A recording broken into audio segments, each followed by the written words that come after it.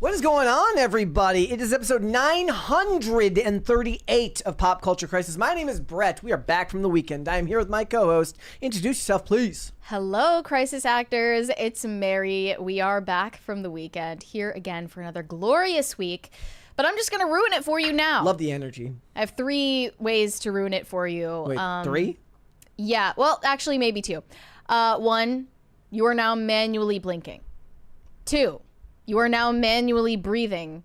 And 3, this is only a bad thing for us. There's Taco Bell, and we haven't gotten to eat any of it. Yeah, the problem is that it always comes like right before we go live. I just have to spread the misery around, you know? It's always like, hey, it's 2 p.m. Like, right. How would y'all like to have a gigantic banquet hall of Taco Bell literally minutes before you start your show? Yeah. And I suppose it would be more fine. it would be more doable if it was in like this building where we are, but where we could just like go out We're there. not gonna go on a hike for food. I'm not doing that. And it's not far away. It's just far enough away to be disruptive when you're trying to prep the show. Exactly. And the things Feel that bad we for us. sacrifice for you people. Feel bad. Give us for $100. I'm just kidding. Well, I'm not really kidding. No. The point is that give us a 5-star rating on Spotify at the very least if you're not going to send us a super chat. And like this video. Please. Like the video. So what we decided to do today is put up a poll the way that they put up polls on the IRL chat. Brett didn't know what I was talking about, but I think it's Serge who does the poll on every live stream. Maybe. And it's always some ridiculous thing. Like he says, like and subscribe, and it says like, no, I'm woke. Yes, Trump is awesome. And those are the options. That's all you get to choose from? Today, you get to choose from yes kings or no kings. You got to pick one or the other, guys. You're going to have to do that. Also, guys, I want to thank each and every one of you because it's a big piece of news that happened just as I got in here today. Pop Culture Crisis has passed 375,000 subscribers here on YouTube. Thank you guys so much. We're also growing on Rumble as well. Obviously, we started the Rumble channel about 3 years later. So thank you guys so much for all of you that have chosen to subscribe to the channel, that watch the videos, that tune in to us live. We would not be here if it was not for you guys tuning into the channel. So thank you guys. So what are we getting into today? We got a bunch of stuff to talk about. Of course, over the weekend, the big news all over was the No Kings protests, because apparently we have a king for a president or something. He's not going to leave the White House. The point is, Pedro Pascal showed up at the No Kings protest along with a myriad of other celebrities, and we will get into all of that. I don't even want to know where that fist has been. Yeah. Where it's been. I don't want to know. We're going to talk about it. We're going to talk about all of the celebrities that had showed up there. We're going to look at some of the signs that were posted, all that stuff. Hollywood loves to protest. They do. So we're going to talk about that. We're also going to talk about an assault that happened at TwitchCon. This is a very serious thing. And kind of crazy to think that if you read a little bit further, they were just going to ban this dude for 30 days. And then you found out afterwards that this streamer, Amiru, who got assaulted, her team had to like push for a full ban. I am genuinely surprised to begin with that TwitchCon still exists because people have been calling for a boycott and end to that event for years at this point. I actually went into the archives of Pop Culture Crisis to find the last time we talked about it. And I saw that we talked about boycotts of TwitchCon back in 2022 early for days. similar reasons, but not quite as bad as it's gotten now. We've got that. We're also going to talk about Sabrina Carpenter's appearance on Saturday Night Live, and we're going to talk about J-Law, not J-Lo. J-Law. Wow, it's been a while since I saw anyone refer to Jennifer Lawrence as J-Law. Well, I just didn't want to write her whole long ass. She has a long ass name, and I didn't want to write it. My note says Jennifer Lawrence. Yeah. Jennifer Lawrence is she's being mocked for what is being deemed as overacting in a new movie called Die My Love. And I saw the post. It was by Mubi, and how could you imagine Mubi making a bad movie? Mubi is considered the new like alt indie film streaming platform. Some of my favorite posts on Instagram are just no context clips from Tubi movies that are some of the worst movies. Tubi movies? Like there's not movies. Movie movies? Well, they're not made by Tubi, but they're like the only place movies that on Mubi are called movies. Yeah, they're these movies that are on Tubi and nobody else would have them except for Tubi, and they're just really bad. What if what if Mubi was just called Movie, MUVI? How would you feel about that? I like Mubi. I like Mubi better. Really? Yeah. But it's too similar to Tubi, you'd think. Yeah, that's the point, I'm sure. I guess. Yeah. And now if you got Roku, you can get the Roku paid service called Howdy. I can't with all of this stuff. There's just so much. I can't keep up. Oh, and oh my gosh, this is not going to matter to anyone but me. But okay, over the weekend, I was watching Paramount Plus. They added the jingle back into the CBS header. It's like they were listening to you. Yeah. Okay. So I was just telling this to Mary last week that there used to be this this jingle that would appear at the end of the CBS header that played before every show and movie on Paramount Plus. It goes da da da da. And after they got rid of it, they had the exact same outro. It's like you're watching CBS on Paramount Plus, and then they got rid of the jingle, and your brain just fixates on it. So like for 10 minutes into whatever I was watching, all I'd be thinking about was the da da da da. They added it back in, and I had to go and double check. I went to Grok and then to ChatGPT to double and triple check. Yes, they added it. Did they address it? Did they address why they made the decision? it was just done for the fall lineup for CBS because it's the new lineup of TV for the year, and then they add that to all the CBS programs on Paramount Plus. But they didn't address adding it back. No, they just that it's new and that they redid it. All right. And I was like, I know why, because... No, someone from Paramount is watching. Likes me. We have a Paramount executive in the audience. Hello there. The Ellison. Yeah, David Ellison. Is that David Ellison? Yeah, it's David Ellison. Isn't it? In charge. Yeah. He's like, he went to Larry and was like, Oracle Larry. Nepo baby. He's like, Ellison. Yeah, he's like, Larry, can I borrow some of your money to... He calls his dad Larry. I would like to think that he does. He's like, can I borrow some of that Oracle money so that we can remake the CBS header? Mm-hmm. That's what I want. So it's a good day. Every day is a good day when they fix that. So we got that. We got a bunch of other stuff. If you're ready, we can go. You ready? Yeah, let's go. Let's go for it. Guys, it's always, whatever month of the year it is, an awareness month of some sort. You have to be aware of every issue, every group of people. This month, in October, it happens to be, among other things, Domestic Violence Awareness Month, which means that you are not allowed to make jokes. And Kristen Bell is now feeling the scrutiny for a recent post on her Instagram dedicated to her 12th anniversary with Dax Shepard, her husband. She captioned it something that didn't go over so well.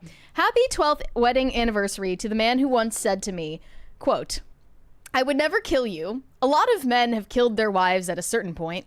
Even though I'm heavily incentivized to kill you, I never would.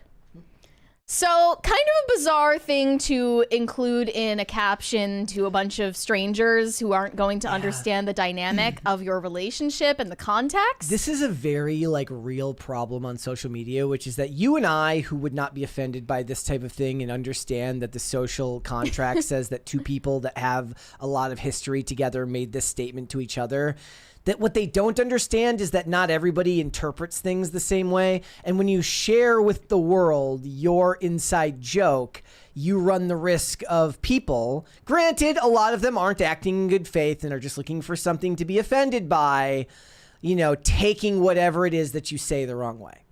Right, exactly. That is what they did. Here were some of the responses. Dateline commented, literally the official account of Dateline NBC, screenshotted. They're joking that eventually Kristen Bell is going to end up in a plastic bag in a river. Another one said, the way she didn't have to post this at all.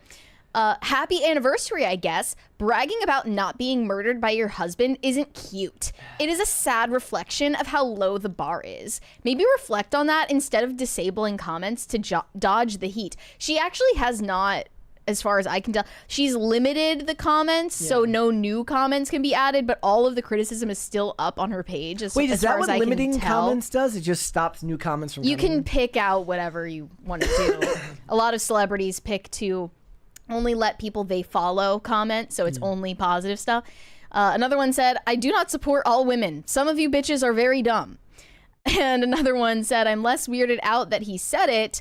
Anyone married or in a long-term relationship knows when you're comfortable enough around somebody in the privacy of your own home that you're going to say edgy things. What I'm more concerned about was that she thought it would be a good idea to post this for the world to see. This is the most reasonable response so far. The problem is that people are starting to assume that everybody on the internet has the same level of familiarity with them as the people in their life that they share edgy jokes with. So you're married and you both enjoy edgy humor. Do you joke about killing each other? Is that a thing that is common in the Dasovic household? Not about killing each other. No? But there's plenty of humor that would never be shared here. That is absolutely true. Not because I would believe that any reasonable person would take what I'm saying seriously, but definitely because I would believe that bad actors would intentionally take you seriously. This is the most ridiculous response. Just an FYI, posting this caption during Domestic Violence Awareness Month is unbelievably tone deaf. Please reconsider. Okay, so here's where I get to tell you about all of the There's all a of the femicide months. in the Gongo. There is, yes, it is Femigenocide Awareness Month. So I decided to ask ChatGPT, besides Domestic Violence Awareness Month, what else is the month of October? And it actually, there's so many that it breaks it up into subcategories. Yeah. So for the health and social awareness causes, October is also Breast Cancer Awareness Month, LGBTQ plus History Month. Can't forget that one. Bullying Prevention Month, ADHD Awareness effective. Month, Down Syndrome Awareness Month, Dyslexia Awareness Month. I almost said Dyslexia Month Awareness. That would have been ironic. Depression Awareness Month, Spina Bifida Awareness Month, Sudden Infant Death Syndrome Awareness Month, gosh. Eye Injury Prevention Month, Liver Awareness Month. You must be aware of your liver.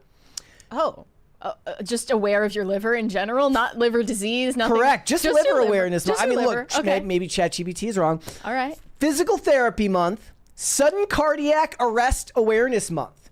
And as far as environmental and animal causes, World Habitat Day is the first Monday in October. World Animal Day is October 4th. National Energy Awareness Month, that's in the U.S. Adopt a Shelter Dog Month. Bat Appreciation Month. Bat appreciation. What? It's also National Principles Month, National Arts and Humanities Month, Computer Learning Month, Cybersecurity Awareness Month, Financial Planning Month. It's also Filipino American History Month, Italian American Heritage Month, German American Heritage Month, and Polish American Heritage Month. I feel so seen and heard. And then there's Halloween, National Book Month, National Pizza Month, National Cookie Month, National Popcorn Poppin' Month, Pumpkin Month, Emotional Wellness Month. I don't know why that goes into the seasonal and fun category, but there you have it. So it's your month, technically. It is. Polish American Heritage Month. I felt so seen. Cool. On this one. Well, I actually checked November, and that has its whole set of awareness months. American Diabetes Month, COPD Awareness Month, and Antibiotic Awareness Week, which extends to the whole month and promotes proper use of antibiotics. Perfect. And the point is you can't die of not taking your antibiotics in that month. Otherwise, it would be a bad look. Cool. There are more. There is also Epilepsy Awareness Month next month, National Home Care and Hospice Month, Premature Birth Awareness Month, Lung Cancer Awareness Month, Alzheimer's Awareness Month, Hunger and Homelessness Awareness Month, National Native American Heritage Month, and National Military Family Appreciation Month. Yeah. I'm so tired of having to be aware of everything. Yeah. I'm going to choose unawareness. I'm actually I believe. Can we have a National Unawareness Awareness Month? We need a celebrity to start talking about the idea that, once you get famous, you actually are not under any duty-bound obligation to raise awareness for anything. And if you want to use your platform purely for personal and selfish reasons, it is 110% your right to do so. If all you want to do is raise awareness for your own bank account, I applaud you and I say go ahead and do whatever you want. If you want to do the other things, that's great too. But the more you do it, the more people will then start saying, well, you have to use your platform for this cause. You have to use your platform for this reason. You don't have to use your platform for anything if you don't want to. Another comment said, dark humor and rage baiting is one thing, but this is not it. Read the room, hun. That's offensive. There's no room. This is social media. You're not with this person. You don't know these people. Well, no, for this to be a room, there would have had to have been some very specific thing that happened recently. I guess some no celebrity that she knows having been murdered by her husband, maybe. then that would be reading the room wrong. Is there like, what's the term they use? Divorce rape? Is there Divorce Rape Awareness Month for the people who get taken for all their money in divorce? I don't think so. I just saw that Lori Loughlin apparently has a prenup that says she gets nothing in her divorce. She should start like some type of awareness month for people. She's getting divorced? She's getting divorced. Oh, that's unfortunate. You know, after all that work they did to get their kids into college. Damn. No, nothing to be gained. The point being, you know, like you don't have to raise awareness for anything. And if you want to live your life devoid of caring about a bunch of things that have nothing to do with you. In fact, I put up a tweet today. You know what? I'm just gonna pull it up while we're here. I put it up today, and some people actually disagreed with me, but I did say you're allowed to not care about things. You don't have to care about anything if you don't want to. What did people have to say about that? Well, Shane H. Wilder says, but what if I want to care about things? I care about the Taco Bell I'm about to eat, and you can't stop me. You don't have to care about anything. It's National You Don't Have to Care About Anything Day. I decree It's just funny because none of these decrees and designations do anything for the groups they claim to represent. No, they make money for the people who run the charities and the nonprofits. Exactly. That's about it. It's all a big racket for all of these NGOs. Yeah. And, you know, since it's Bullying Prevention Awareness Month, you know, I wasn't aware. I've been bullying people all month. Yeah. That's like an all year thing for me. That's 365 days of bullying for Mary. The only thing I had taken issue with in her post is that she put her feet in the picture. You can't be giving away that photo for free. I mean, they're like half in the shot if they were more visible. It's you know what? It's a little much. I think that here's one thing I want to be unaware of. Just like posts like this in general, I don't want to see you guys like straddling on your bed. On Instagram. Photo? I don't want to see stuff like this. This is too much. This is oversharing. Okay. The caption is oversharing, evidently, given the response. The photo is also oversharing. I just think people need to post less about their dating lives, period. Also, I mean, her post here is from a time where this would have been novel before the advent of social media. Oh, and there's also like National Girlfriend Day, National Boyfriend Day. And I can't stand it. It's like, have we not matured past like middle school? You don't need to post about your girlfriend, boyfriend, fiance, husband, wife on social media to like prove to anyone that you're happy, you know? We have a 20 from Crispy Leg on Rumble. I'm assuming that's Crispy Leg Transport LLC. Hello. Says good afternoon. Thank you. And good afternoon to you as well. Afternoon to you. Top of the afternoon. The point being, guys, that you know what? It's always an awareness month of something, and you're going to step on someone's toes. So just, you know, it doesn't matter. That's the problem with social media. Everybody pretends like you have to know what's going on with everything all the time. You do not, if you do not want to. All right, let's move on. Sabrina Carpenter just made yet another appearance on SNL. She hosted the night. And I find it puzzling why she continues returning to SNL when the demographic of her fan base doesn't tune in to SNL, and hardly anyone does these days. And I was wondering, like, does she even get paid for this? Like, who benefits, right? Apparently she does get paid, but we don't know how much. And part of the reason that she showed up for SNL this time around was to acknowledge all of the backlash that she has received in recent weeks and months for the over-sexualization of her persona and her music, and especially her new album, Man's Best Friend, and the cover that she chose for it, in a lighthearted, humorous manner. She tried to address the criticism in a serious tone when the album rollout was still going on, and had a very poor explanation for her artistic decisions, which I thought was just evidence that she's not very bright and doesn't make all of the creative decisions behind her music.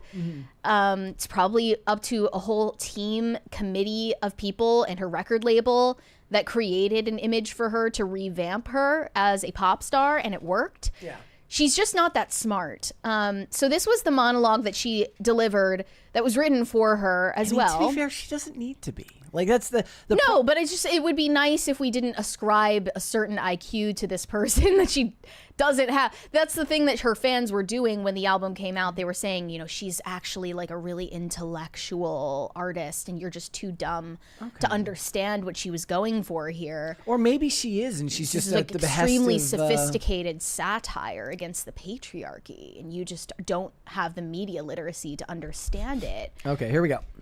Since I'm here, I want to clear up some misconceptions people have about me. Everyone thinks of me as this, like, horn dog pop star, but there's really so much more to me. I'm not just horny. I'm also turned on. And I'm sexually charged.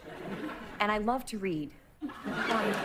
My favorite book is the encyclopedia. It's so big, and it's hard, and wait, seriously, okay, sorry. See, if they were plugged into the culture, they would have made a Morning Glory milking farm joke there. Like, for some reason, when Sabrina Carpenter does it, it doesn't land whatsoever with anyone. And when Sydney Sweeney does it, you know, the same tongue-in-cheek, I'm objectifying myself and I know that you're looking thing, it lands when Sydney Sweeney does it. Yeah. In this case, it just doesn't work. And she also responded to the album cover controversy saying, some people got like a little freaked out by the cover. I'm not sure why. It was just this, me on all fours with an unseen figure pulling my hair. But what people don't realize is that's just how they cropped it. If you zoom out, it's clearly a picture from the SNL 50th anniversary special of Bo and Yang helping me up by my hair after Martin Short shoved me out of the buffet line. And they made these Photoshop versions of her album cover for the joke. You got the whole squad laughing. And one response here from apparently a former fan said she's for the girls until her largely female audience critiques her, and then she'll tell them to go touch grass and dismiss them on live TV. They feel disrespected by their idol. It's SNL. She's not going to go there and address it in any meaningful way. You're ridiculous if you think that that's what's going to happen there. That's not the point of SNL. It's not the venue to do that. If she wanted to. In fact, there isn't a venue on regular television where that's going to happen. Now, maybe she could end up going on like Hot Ones and having a discussion about this, or Chicken Shop Date or something like that. But she's not going to go have a reasonable discussion about this on a sketch comedy show. Well, I believe that the interview where she tried to address the controversy in a serious tone was ABC, and it was just Disney, the most checks out. word salad response I've ever seen in my life. Like, she clearly doesn't have as much input into her public image as people assume, because this is a team of people creating her image for her. Well, it's like you were saying, Sydney Sweeney's, given all that we know about Sydney Sweeney and the amount of work she's done to not just become an actor, but to become a producer and take on all of these business ventures, is that she's paying much closer attention to her own image, you know, and has much more of a say in it than seemingly somebody like Sabrina Carpenter. Right. Which means that she's able to articulate better. And, you know, the best satirists are the ones who understand it the best. So if she's creating that image for herself, she can satirize it better than somebody who's kind of just allowing that image to be who she is. I think also to be excellent at satire includes not explaining yourself and offering us a piece of satire that doesn't require explanation. If it requires explanation, that completely defeats the purpose, and I don't think it was satirical at all. That was retroactively tacked on to the album after the fact. Here's another awkward clip of Sabrina Carpenter interacting with the audience of SNL. This is her called Comedian Sabrina. Well, what a sexy, unusual name, Will. Where are you from? I'm from Maryland. Maryland. Ooh, what a sexy, unusual place. See, I love talking to normal people. They're so fascinating when they're real. Like you, sir. Hi, what do you do for work? Venture capital. Awesome! But honestly, I can have chemistry with anything. Like this guy. Actually, I can't with you. You do look like my brother. Okay. I'm just gonna go.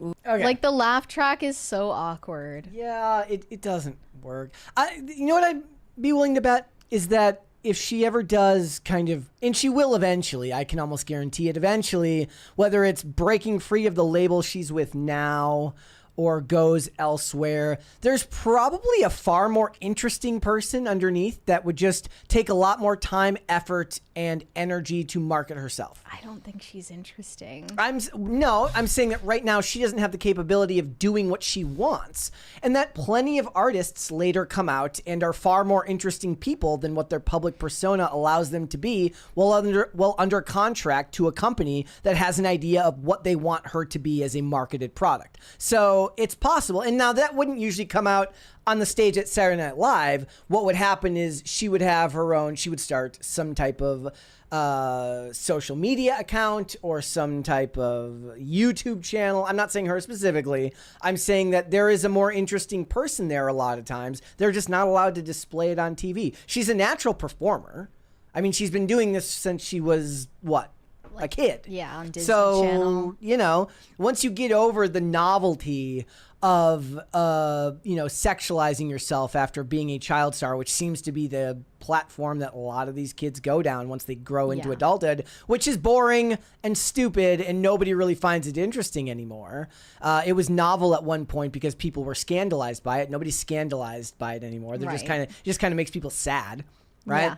Yeah. This is actually true of a lot of wrestlers, like men and women in wrestling, who are given characters that they have to portray on screen, but then they have Twitch channels where they play video games, or they, a lot of the ones that retire, they go in and they start YouTube channels, and they do much better because they're allowed to be themselves in a way that they weren't allowed to be when they were playing characters on TV. Yeah, I mean, I'm sure that's true of a lot of entertainers. I don't think Sabrina Carpenter is one of them.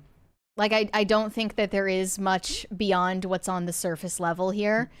Hence why she couldn't make a name for herself in an authentic way prior to just a couple of years ago when she started leaning into this persona. Her music career was a flop. For years, she has like 7 albums. People don't know that, but she tried to make a name for herself on her own merit. It didn't work. So she had to lean into this. And what bothers me about it is, just as you said, the pattern is something we've seen before a million times from other former child stars and from her in particular. They get off of the Disney pipeline and immediately start prostituting themselves. And it's not scandalous. It's she portrays her critics as pearl clutchers and moralizers. And while that may be true of me, I am in the scarce minority there. For the most part, the response she's getting is apathy. It's boredom. And people are pointing out that this is a mediocre, lazy way to get attention. In this other bit that they wrote for her on SNL, you can see in this video, do you have that? This other bit? Yes. She's doing a fake commercial for an ergonomic travel neck pillow, which, as you can see, is just a plush version of female anatomy. Yes. And the entire point of the bit is they're just trying to not talk about what it looks like. And she's naive and it's just like, how is that interesting or funny? It's just, I don't know, like the caption is just, I'm literally effing crying. Sabrina, you are so effing funny. Like, it's not like she wrote it. But come on I now. guess, like, this isn't funny. It's not. Like, an SNL isn't funny. Yeah. You put Sabrina Carpenter not funny and SNL not funny in a not funny sandwich. I mean, I this guess is what you get. What people outside of the sphere would expect from, first of all, she's doing exactly what you expect for the genre she's in, right? She's right on path to where she's supposed to go. But people outside of the genre might want to see, like, do you have any other hobbies? Is there anything else that you do where it's harder to be inauthentic? Do you have any thoughts? Any thoughts on anything? I mean, ever? I mean that is my general idea as to why I think people who don't really care or know about politics start talking about it. Is it gives them a general starting off point to start making comments. Whereas like for instance, I mentioned wrestling earlier. I've always thought it was novel that Kane, who is now the mayor of Knoxville, Tennessee, apparently was writing for libertarian blogs back in the 90s. Like at the wrestler Kane, you know, he's got the mask on, he goes, puts his arms up and he slams his arms down and fire comes out and he's like a quasi-demon character, was already involved and cared about politics back at a time when caring about politics wasn't interesting. It was interesting back then because it was less accessible to everybody else. Right. And she just made a decision to she chose the Transgender Law Center as one of the beneficiaries of the new Sabrina Carpenter Fund. So all of her ticket sales are going to be supporting the Trans Law Center, whatever that means. That's exactly what she's doing there when she puts her activist cap on. That adds some layer of like, wow, she's an activist, like that's really interesting. She's like this cultural polyglot, multi-hyphenate. It is what they all go to now, is they have some type of cause because it sits at the intersection of like the privilege that they have to try and deny, or like make amends for. Like, I have all of this stuff, here's how I'm making the world a better place, and it allows them to sound intelligent. And I think in one of her musical performances on this episode, she was referencing the scene of Britney Spears from Crossroads, where she's in her bedroom in her underwear, and she's like shaking her ass in the mirror. It's been a long time since I've seen Crossroads. Her underwear says it's Saturday night, and she's singing in her hairbrush and stuff. And I'm just like, okay, are we still doing this thing like where you're in your teenage bedroom, like?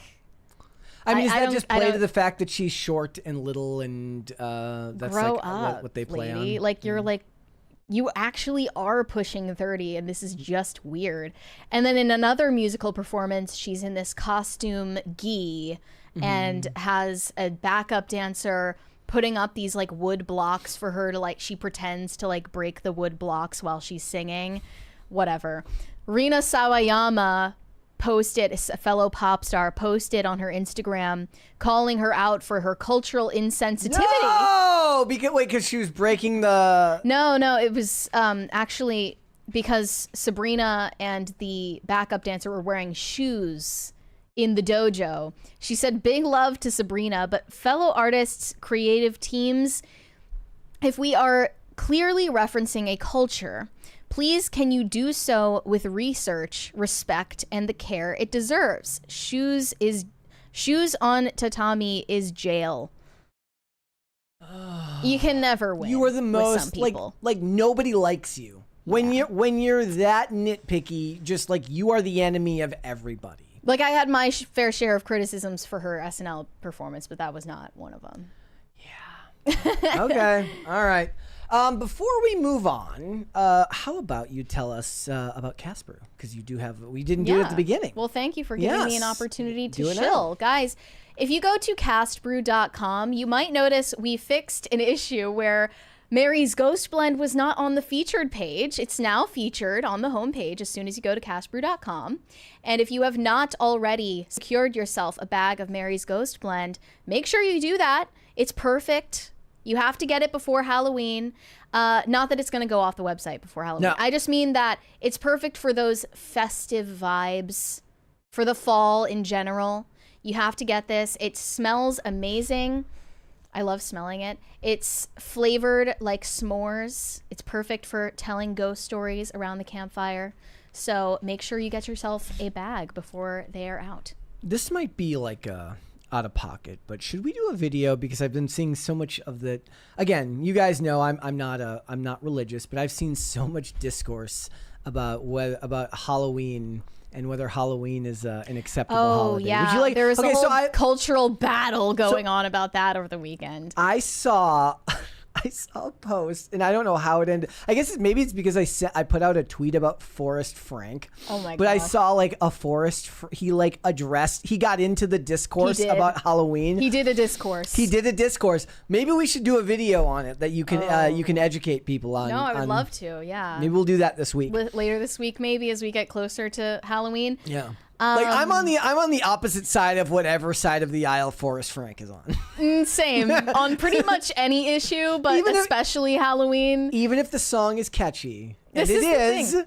There are so many Protestant Christians that are anti-Halloween, and I just never understood why. Because as Jack Posobiec is explaining to people right now, Halloween is a Christian holiday. It is not a pagan holiday. It is Christian in origin. It is All Hallows Eve, where we're celebrating the saints of the church.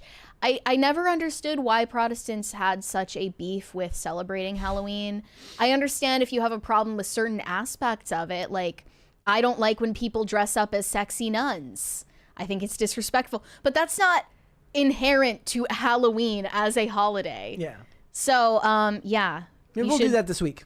Celebrate Halloween. Let your kids trick or treat. Don't take them to a lame ass trunk or treat at church. That is so lame. Ban the trunk or treat. One of many reasons why trick or treating just ain't what it used to be. Yeah, I was like Olivia was talking about like we were at like Walmart and she was like messaging our landlord, like the lady that we live in the same building as, and basically said like, do we get like, I don't remember. Do we get trick-or-treaters here? Because she was like excited. She's like, I want to buy candy so that we can hit on candy. And I still feel like even when I was young, which was, a lifetime ago, like my generation in my neighborhood where I grew up, we were the last generation of like extensive trick-or-treaters. And after that, they just became so much more scarce. Did your parents come with you while you were trick-or-treating, or were you guys just free roaming throughout the neighborhood? Free roaming in our neighborhood. Oh, we drank water out of the hose and we came home when the street lights came on. Well, personally, I can say as a Zoomer, I never trick-or-treated unsupervised. I was always accompanied by my parents. I'm sure they were there in the very beginning. But I'm guessing. If your kid is like really young, yeah. But at a certain point, it's like, Yeah. why can't they take a walk around the neighborhood? There's no communal trust. Yeah. And I understand why, but it's just an unfortunate thing. Yeah, like I'm sure, like literally where I grew up, my dad, like he whistled to get me to come home, like from across That's a loud whistle. Yes, my dad. That's impressive. And it's one of those things where to this day, I still like it's different sound. It's like a tornado siren. I heard it so much growing up that it's different from like if anybody else whistles, I wouldn't notice it. But if my dad was to whistle right now, it was his. I would know it was his whistle. Much in the same way, like when I go into a Target and they call for backup cashier, I start walking towards the front. Did he like stick his fingers in his mouth? I never understood how people I don't know whistle how they do like it. that. Yeah. I can whistle like that. I cannot do the loud ass whistle. So I would be up in the park, but and then look, when we were at the wedding, my dad was telling Olivia all these stories that I don't even remember from when I was a kid of like things happening. He could just be making things up. For all I know, he is. I don't know. But the point is like I got into enough trouble that he did have to whistle to get me to come home at a reasonable time. So okay, all right, cringe or cute of the day. Let's see the cringe first. All right, cringe it is. This is Here Kim we go. Kardashian at the Academy Museum Gala. Oh, you didn't do that last year. Okay, tell me all about Is that a mask or hair? It's a mask. Okay. Okay, Margiela Couture, Glenn Martin. You know I love Margiela, so here we are. What makes you... Is this like her Kanye? This is our favorite variety Is this her reporter, by the Kanye way. impression? Like seems like a Kanye stunt, not a Kim stunt. decide to wear something that completely covers your face? Honestly, I flew in my favorite makeup artist, Mario, from New York, and this was kind of a last-minute thing, so I'm sure he's not so happy with it, or maybe Wait, you had your makeup done and then you did this? Yeah, full hair and makeup, yeah, for this. I'll probably take it off upstairs to eat, right? I don't think anybody thought you were going to try to eat with it on, but that could just be me. How do you eat with that? You don't. You just don't. I ate before to make sure that I was okay, but I could see. I could see. She's on so many I could see the drugs. lids, the nose. Yes, I could see the lashes. Yeah. Is it hot? No. You know, I've done this before, a little bit even more opaque. I was thinking maybe it was a new skimmed product. It does look very skimsy. That's why I was drawn to it when... What's the reporter's name? I forget his name, but he's really... Jason something? He's like a main character. We need on to this hire channel. him. Like, I would like to hire him. Yeah. the Margiela Couture show came out, I saw this look and I was just like, that is so Skims and so me. How can I get it? And he really had the vision of wearing the mask and the necklace together, or It's that necklace, Jesus. I don't know, I think it's Margiela Couture. I feel like she's on drugs, and I know why she's on drugs. I think that she is wearing this while recovering from plastic surgery. Yeah, top comment says someone had surgery recently. Yeah, I don't believe that she's wearing makeup under there.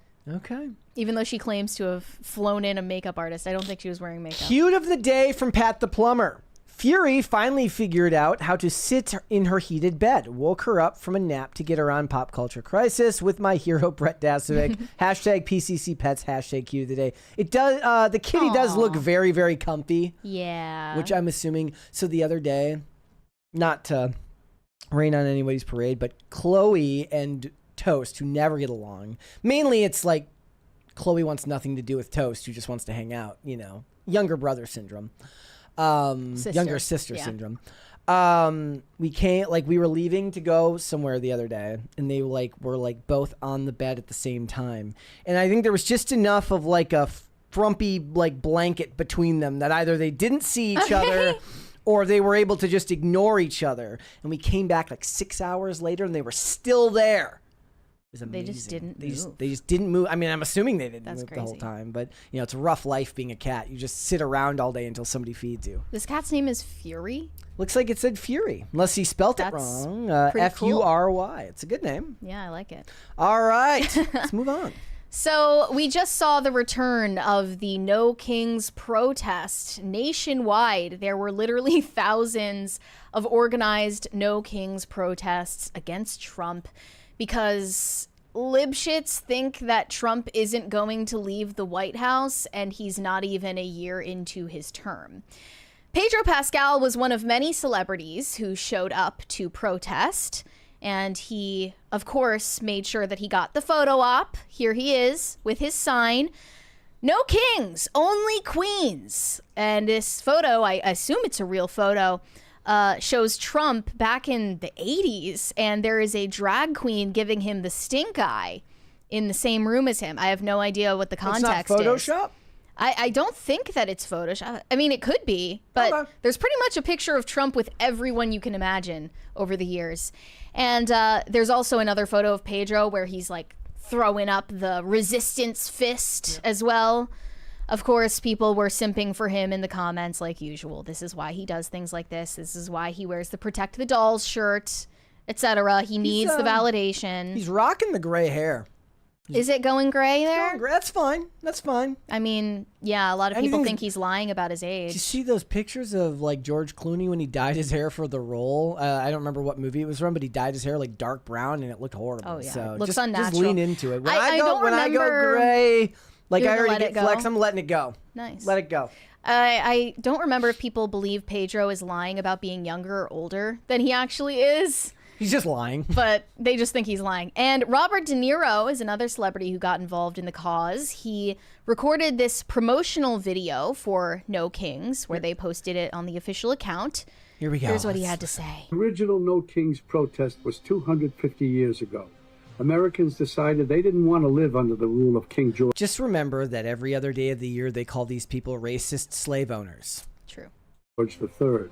They declared their independence and fought a bloody war for democracy. We've had 2.5 centuries of democracy since then, often challenging, sometimes messy, always essential. And we've fought in 2 world wars to preserve it. Now we have a would-be king who wants to take it away, King Donald I. Fuck that. We're rising up again. That was so edgy. Fuck that. You hear the way he used the F word? That was so edgy. This time, non-violently raising our voices to declare But I like how they have to brag about not being violent for once. Yeah. There's a Chris Rock bit where he talks about people bragging about things that they're just supposed to do. Like, I take care of my kids. You're supposed to, you dumb motherfucker. The point being that you shouldn't have to you shouldn't brag about stuff that you should do anyways. No Kings. I'm Robert De Niro asking you to stand up and be counted in the nationwide No Kings protest on October 18th. Visit nokings.org to find, volunteer, or host a protest near you. We're It's so organized, it's not even funny. Like, it's not organic at all. all in this together, indivisible, with liberty and justice for all. By the way, they also wanted they wanted the Pledge of Allegiance removed from schools, and they didn't start. They had somebody help with their branding in the past year to start like trying to pretend to like the American flag they're again. adopting the imagery. Which they do not like here. the American flag. They believe the American flag is a sign of patriarchal racism. And if you wanted to ask them a very simple question then about No Kings, you ask them, well, okay, who elected Kamala Harris to run for office in 2024? There's no answer because she wasn't. She was installed as a candidate, but they don't have a problem with that. It doesn't bother them. Yeah. Obviously this is taking place with the backdrop of all of the outrage over ICE deportations, which has, injected it with a new sense of fervor. And there were so many celebrities that showed up and posted about this. Cecily Strong posted, "Great Saturday with these America-hating terrorists with no jobs being paid by George Soros." And then Jamie Lee Curtis, on the other hand, said on Instagram, "In this world of abundance and big, bigger, biggest, it doesn't matter if this was the most people ever turning out in protest. It just matters that we showed up, stood up, said what we think and feel, and now the hard work. We have a year to send a real message at the ballot box, which is our American voice. So let's get effing busy." Okay. So that is 110% true, and the Republicans should worry about what's going to happen at midterms if they don't get their shit together. In a lot of ways, I'm not a fan right now of every time Hollywood does something, I have to look at Pete Hegseth and government officials clapping back at Netflix when I'm paying for it while you guys are supposedly on furlough, right? Like, there's plenty to criticize. I just saw recently that Donald Trump's first big appearance as far as campaigning for somebody's going to be for Lindsey Graham. Do I want to see that? No, I do not. Not in any way, shape, or form. So, make of that what you will, but they're not wrong that they're trying to organize, and that's the point, right? The point is, the problem with what Robert De Niro is saying is that there's no basis in reality for anything that he's saying. There's no basis in reality to the claim that Donald Trump isn't going to leave office. I just can't get over how this guy is obviously a world-class actor, and he couldn't convincingly deliver this monologue. Yeah. The way that he said F that was so tepid and rehearsed. Yeah. He can't deliver that line convincingly. You gotta try harder. Lorde also acknowledged No Kings at a recent concert, saying, "I didn't want to forget what day it is. It's a day of protest, and it is urgent. Now let's fall apart together, shall we?" I did like the ones where when they would do these in the UK or other such countries, they would change it to No Tyrants because they have kings there. Right. Lorde is not American, by the way. I believe she's actually from New Zealand, so she has no room to speak on this. And Bad Bunny, of course, talked about it. Alyssa Milano sported these special themed No Kings nails. She got a manicure for the protest, so that's cute. This again, it's so. Oh my gosh! Wait, I have to send you. unserious. I'm gonna send you the link to her manicure photo because it's just the most awful, affluent white liberal female thing I've ever seen. It's so bad. And her caption: "Let's do this." It's so ugly. What the hell? I didn't expect it to be 3D. Look at the second photo. She has posed in the selfie there. Yeah, that looks like yogurt covered raisins. Yeah, it does. That looks horrible. Get a better nail artist. I just want to point out, I just laughed at what Mike Harlow, friend of the channel, posted. He said, Barack Obama, drone strikes killing American citizens with no charges against them. Jailed journalists. Took us from 2 wars to 7, dropping so many bombs that we ran out of bombs. Weaponized the government to target political opponents. Signed the 2012 NDAA, effectively eliminating habeas corpus rights, allowing the government to effectively, indefinitely imprison American citizens with no trial. Other celebrities. Don't forget about the Smith-Mundt Modernization Act, which was part of that. Other celebrities include Kerry Washington, John Bon Jovi, John Cusack. Yeah, here we go. Let's go look at the pictures. Yeah, they're all holding up their signs. Bill Nye also showed up in D.C. saying it hasn't been one instance of abuse of the power of executive order by this president. It hasn't been just one twist in a court ruling. Instead, it's been years in the making, enabled by this president. A group of Confederates has worked together to undo many of our traditions and understandings of fairness and citizens' rights. Unfortunately, he's conflating citizens with illegal immigration, which is, of course, a nefarious act on his part because language matters and the abuse of language is used to confuse people who are unaware and remove the discussion from any sense of reality. Also, Spike Lee, Glenn Close. Glenn Close in this disturbing selfie. She's kind of giving Rosie O'Donnell vibes there. Yeah, they're all morphing into the same person here. No oligarchs, no dictators, no despots, no autocrats, no kings. And Leighton Meester, weirdly enough, happened to be at one of the protests as well. Molly Ringwald, Margaret Cho, Billy Eichner, a lot of the usual suspects.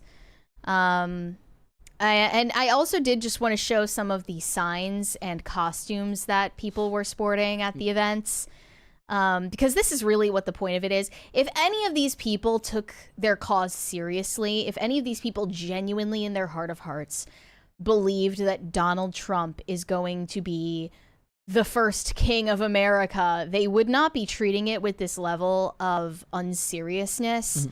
These women showed up in inflatable sumo outfits and pacifiers, holding up "No kings except Burger King," "No kings, no crowns, no crybabies." We've also got another guy here holding up a sign of "It," pointing at it, saying Nobel Prize.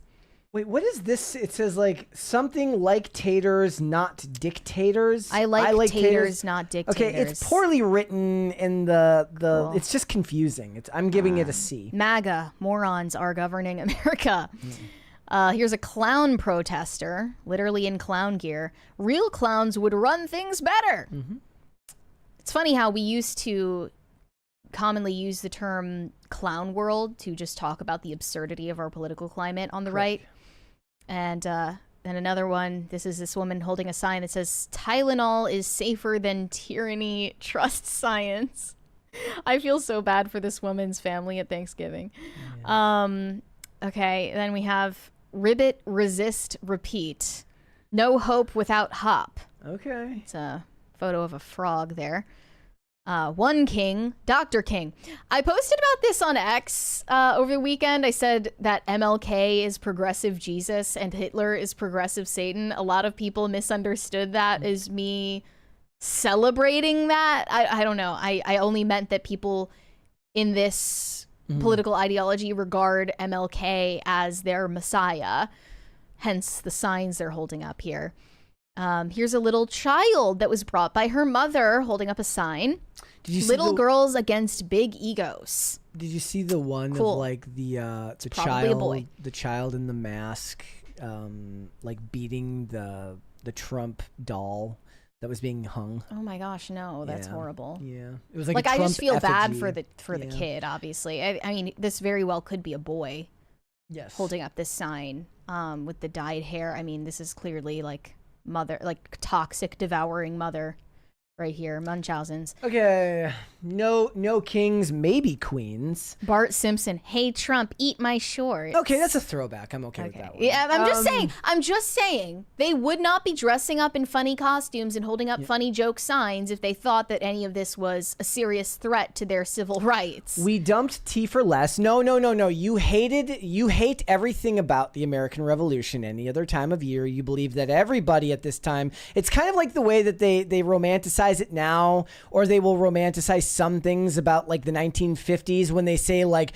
your grandparents were anti-fascists, but the rest of the year they were wife beaters and abusers, right? Mm-hmm. They pick and choose when to enforce their beliefs. Melt ice.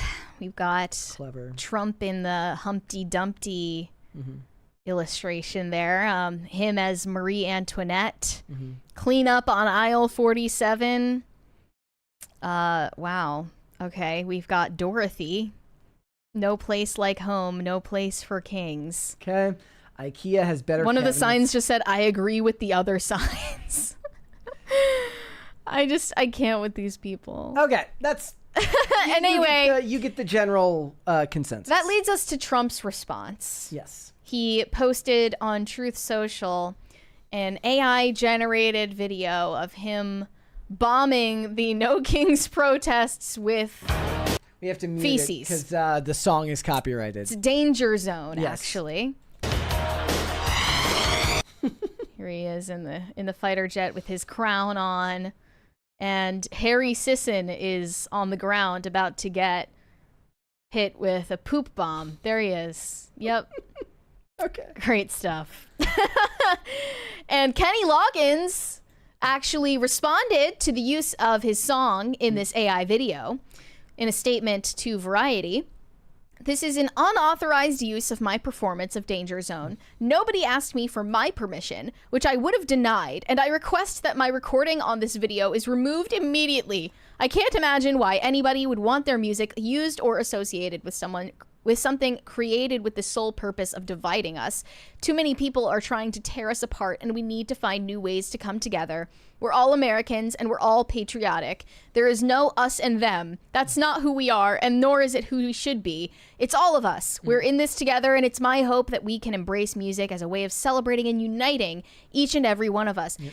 That is a boomer take. Like, I believe he's truly, like, saying this, genuinely, like he believes that people on both sides of the political aisle are patriotic and want the same things at the end of the day and have different ideas of how to reach the same goals. Yeah.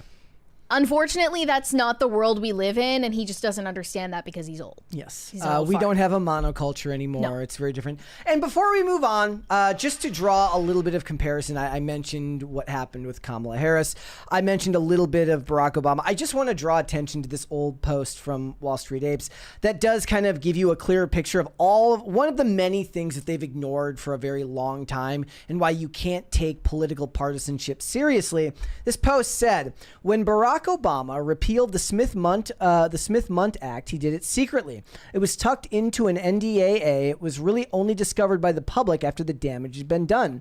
U.S. repeals propaganda bans, spreads government-made news to Americans. This anti-propaganda law prevented the U.S. government's mammoth broadcasting arm from delivering programming to American audiences. In 1948, when the founding fathers of the intelligence state were setting this all up, they were intensely aware of the monster that they were making, and Congress passed the Smith-Mundt Act.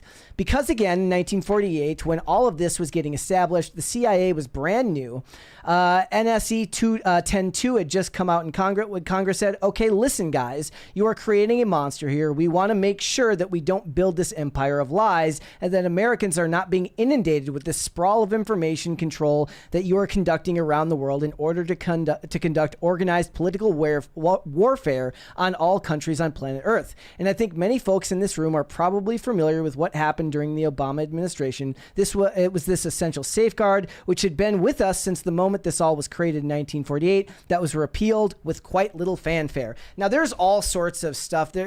Oddly enough, there wasn't a whole lot of videos at the time talking about it. But the point is, guys, is that this was never bandied about by the people on this side that are talking about no kings. This is political partisanship, and the evil that has permeated the U.S. government has gone on for a very, very long time.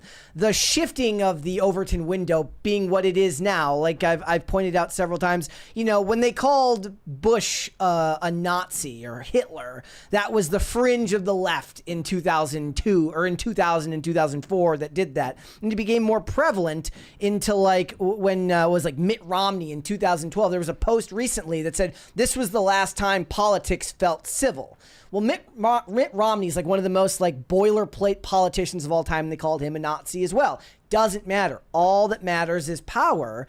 And the people that we're talking about here, the celebrities, are the useful idiots who are bleeding hearts that do this because, like I said, they are programmed to bleed in the effort to kind of understand the characters they play. They're very emotionally based, and they're used as weapons against you or I or, anybody who sees the world even a slight bit differently than they do. And they're political props for a lot of these politicians and the causes that they believe in. So be that what you will. There's no evidence that Donald Trump is just going to be like, you know what?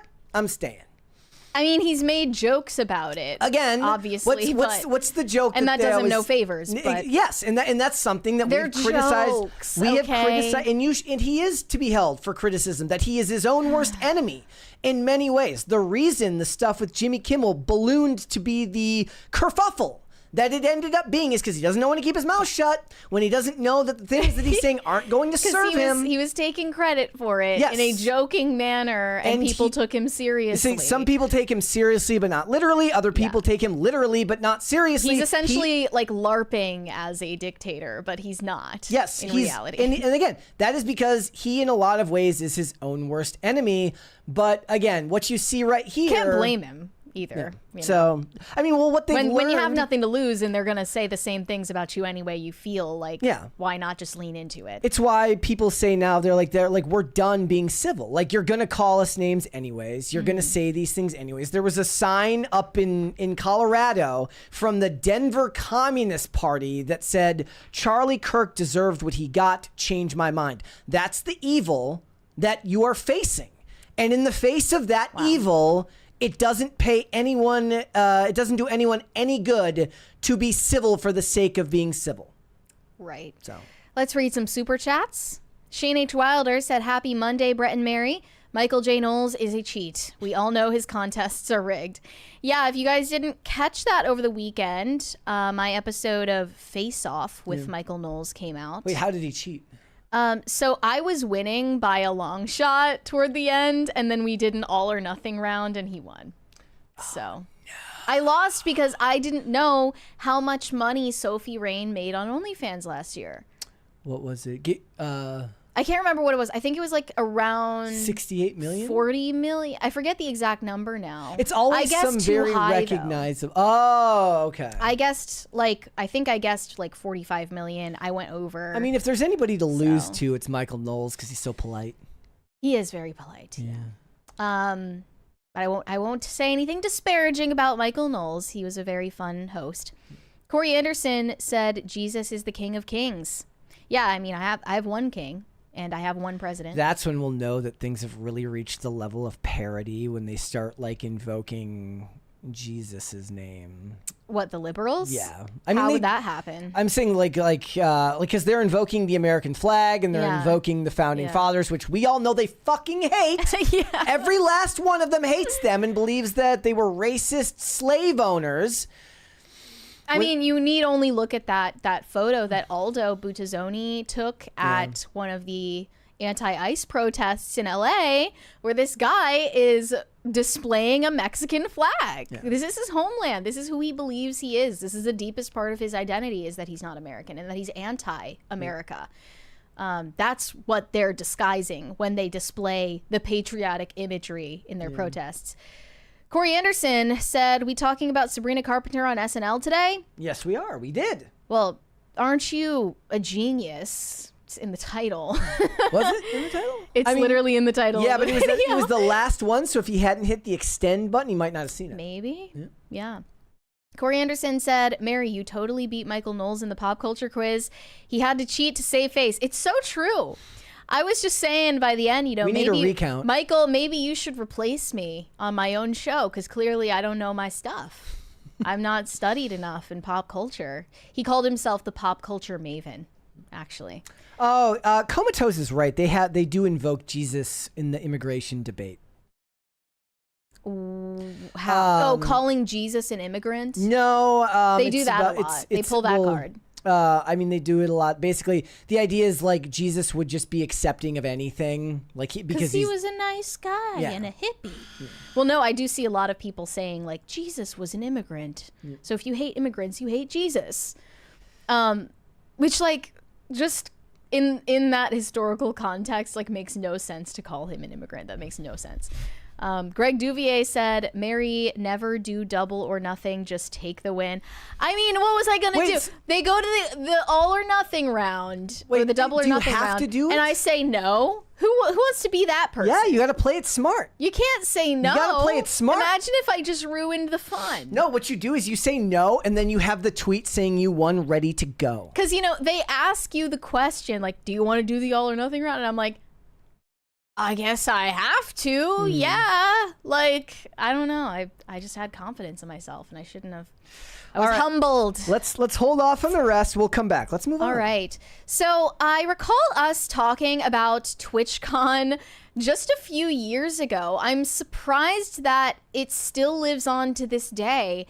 But back in 2022, they were already facing calls for a boycott and an end to Twitch's annual conference.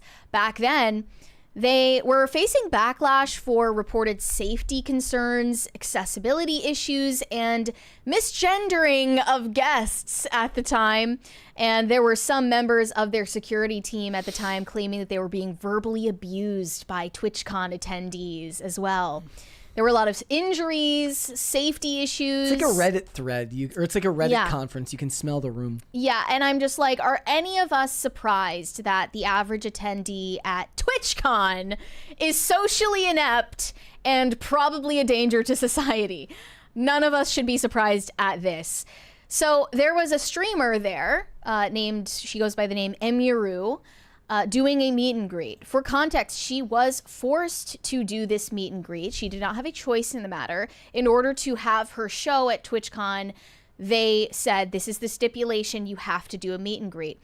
They not only forced her to do the meet and greet, but they also told her that she was not allowed to bring in her personal security guard. That's crazy. They barred her from bringing her personal security that she pays for to the event because they said, you can use our security. We are a professional event. We have a lock on security. You can use our security. What ended up happening, of course, is that during this meet and greet, man just walked up to her without warning, out of nowhere, and immediately started assaulting her. And he was allowed to do this with, you can just see in the video him walking up to her with no one trying to stop him until he's already touching her. Here's the video, guys. So she's interacting with this fan, and then this guy just comes up and starts groping her. And then you can see him get pushed away by the security guard. And then watch the craziest part. He literally just walks away. The perpetrator just gets to walk away. He doesn't get detained. No one gets a look at his face. Yeah. And he just walks away from the scene of the crime. This caption says, some freak just assaulted Emiru at TwitchCon. This behavior is disgusting. I'm amazed she still came back to finish the meet and greet line. She deserves the utmost respect. This has to stop. And I also saw this still from the video getting circulated where the guy, her fan, who was in the meet and greet line, just stands there like an idiot because, he's the average TwitchCon attendee. Look at this guy. Yeah. He's got the classic blue side-swept Tumblr haircut, and he's just standing there like the Mike Wazowski meme. Quite enraging that, it was a victim of the bystander effect, right? Yeah. Well, and nobody stepped in to stop it. This guy was lumbering up to her like a maniac. He could have stabbed her for all we know. This could have been a Christina Grimmie level incident. It wasn't like the staging of the scene wasn't very well because the security should have been between the barrier and them. Where was the barrier? Was there even a barrier at all? Yeah, like you can tell from the angle that the guy comes out at, the security was basically off stage and behind, in no real place to act if something happens. Right. So she could have died, literally. And as this video was circulating and Twitch was getting dragged for their lack of security and lack of concern for the talent that literally makes this event happen, they ended up putting out their own statement in response to this situation, saying the safety and security of all those attending TwitchCon is our highest priority. The behavior displayed by the individual involved in the incident yesterday involving a high-profile streamer was completely unacceptable and deeply upsetting. In line with existing TwitchCon protocols, law enforcement and event security were on site and responded to the incident. We immediately blocked this individual from returning to TwitchCon, and they are banned indefinitely from Twitch, both online and in-person events. We are coordinating with the impacted creators team, and per our standard protocols, continue to cooperate with any law enforcement investigations. We have increased security at the meet and greet attendee check-in point, and we'll have additional security personnel surrounding participating streamers. If you RSVP'd for a meet and greet, note that we are unable to accommodate +1s for the remainder of the event. Twitch has zero tolerance for harassment or acts that inhibit the safety and security of our community. So this is littered with blatant lies about the protocols that they take for their events. As noted here below in the community note, Twitch staff originally allowed the assailant to walk away and only apprehended him and escorted him out when they were pressed to do so by Emiru's manager. Additionally, security hired by Twitch laughed at the situation straight after it happened and did nothing to assist. Emiru has now clarified she is pressing charges, so there will be an investigation into this guy. But yes, she was barred from having her own security. And she even stated that there were staff of TwitchCon laughing, getting drunk, and partying the same day that this happened and was circulating online. Here was her statement after Twitch's statement. Hello, everyone. I'm okay, and thank you for the kind messages. Yesterday, the man who assaulted me was allowed to cross multiple barriers at TwitchCon and in front of another creator's meet and greet to grab me and my face and try to kiss me. Fortunately, he wasn't able to, but a lot of people have pointed out it could have been a lot worse. I'm obviously shaken up by what happened, and it's not the first time I've dealt with something like this. But to tell you honestly, I'm a lot more hurt and upset by how Twitch handled it during and after the fact. Yeah. Like I said, I don't understand how he was allowed to make it to me in the first place. The security in the clip who reacts is my own security. It's true, my favorite and usual security guard was banned for holding a stalker's arm to bring him to the police at a past TwitchCon.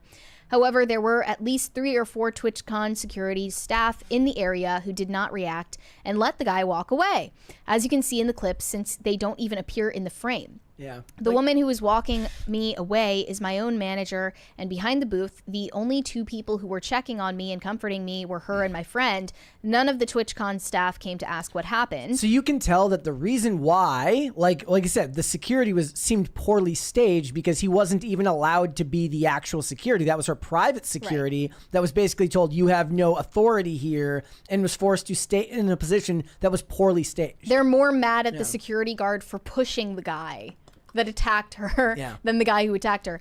My friend who was present told me Twitch security were also behind the booth afterwards, joking about how they didn't see what happened and immediately laughing and moving on to talk about something else. So if no one was checking if I was okay or needed anything, they let the guy run away initially. I have no idea what anyone hired to keep the event safe was doing. In Twitch's statement, they said that the guy was immediately caught and detained. That is a blatant lie. He was allowed to walk away from my meet and greet, and I didn't hear he was caught until hours after. And it felt like this only happened because of my manager pressing for it, not because of TwitchCon staff present thought it was a big deal. I have a lot more I want to say, but I will say on a stream later. Thank you again. Sorry you had to see that. This is my last TwitchCon. It saddens me to say as a 10-year off and on attendee. I think other creators should seriously consider not attending in the future. I didn't feel protected, even bringing my own security and staff. I can't imagine how creators without those options would feel. And she did follow up with a stream responding to the situation. Here is what she said, claiming that Twitch representatives were out partying the night after the incident in this video posted by Timcast News, actually. Yes, of all the... I've been talking to Twitch people, and I'm really upset because I noticed a lot of negligence around the event, and I'm not happy with the way that they're handling it now. And I'm like, what do you mean? She's like, well, I asked them, you know, like, what are they gonna do about this? And you know what they said initially? They said, oh, well, he's banned from the platform for 30 days.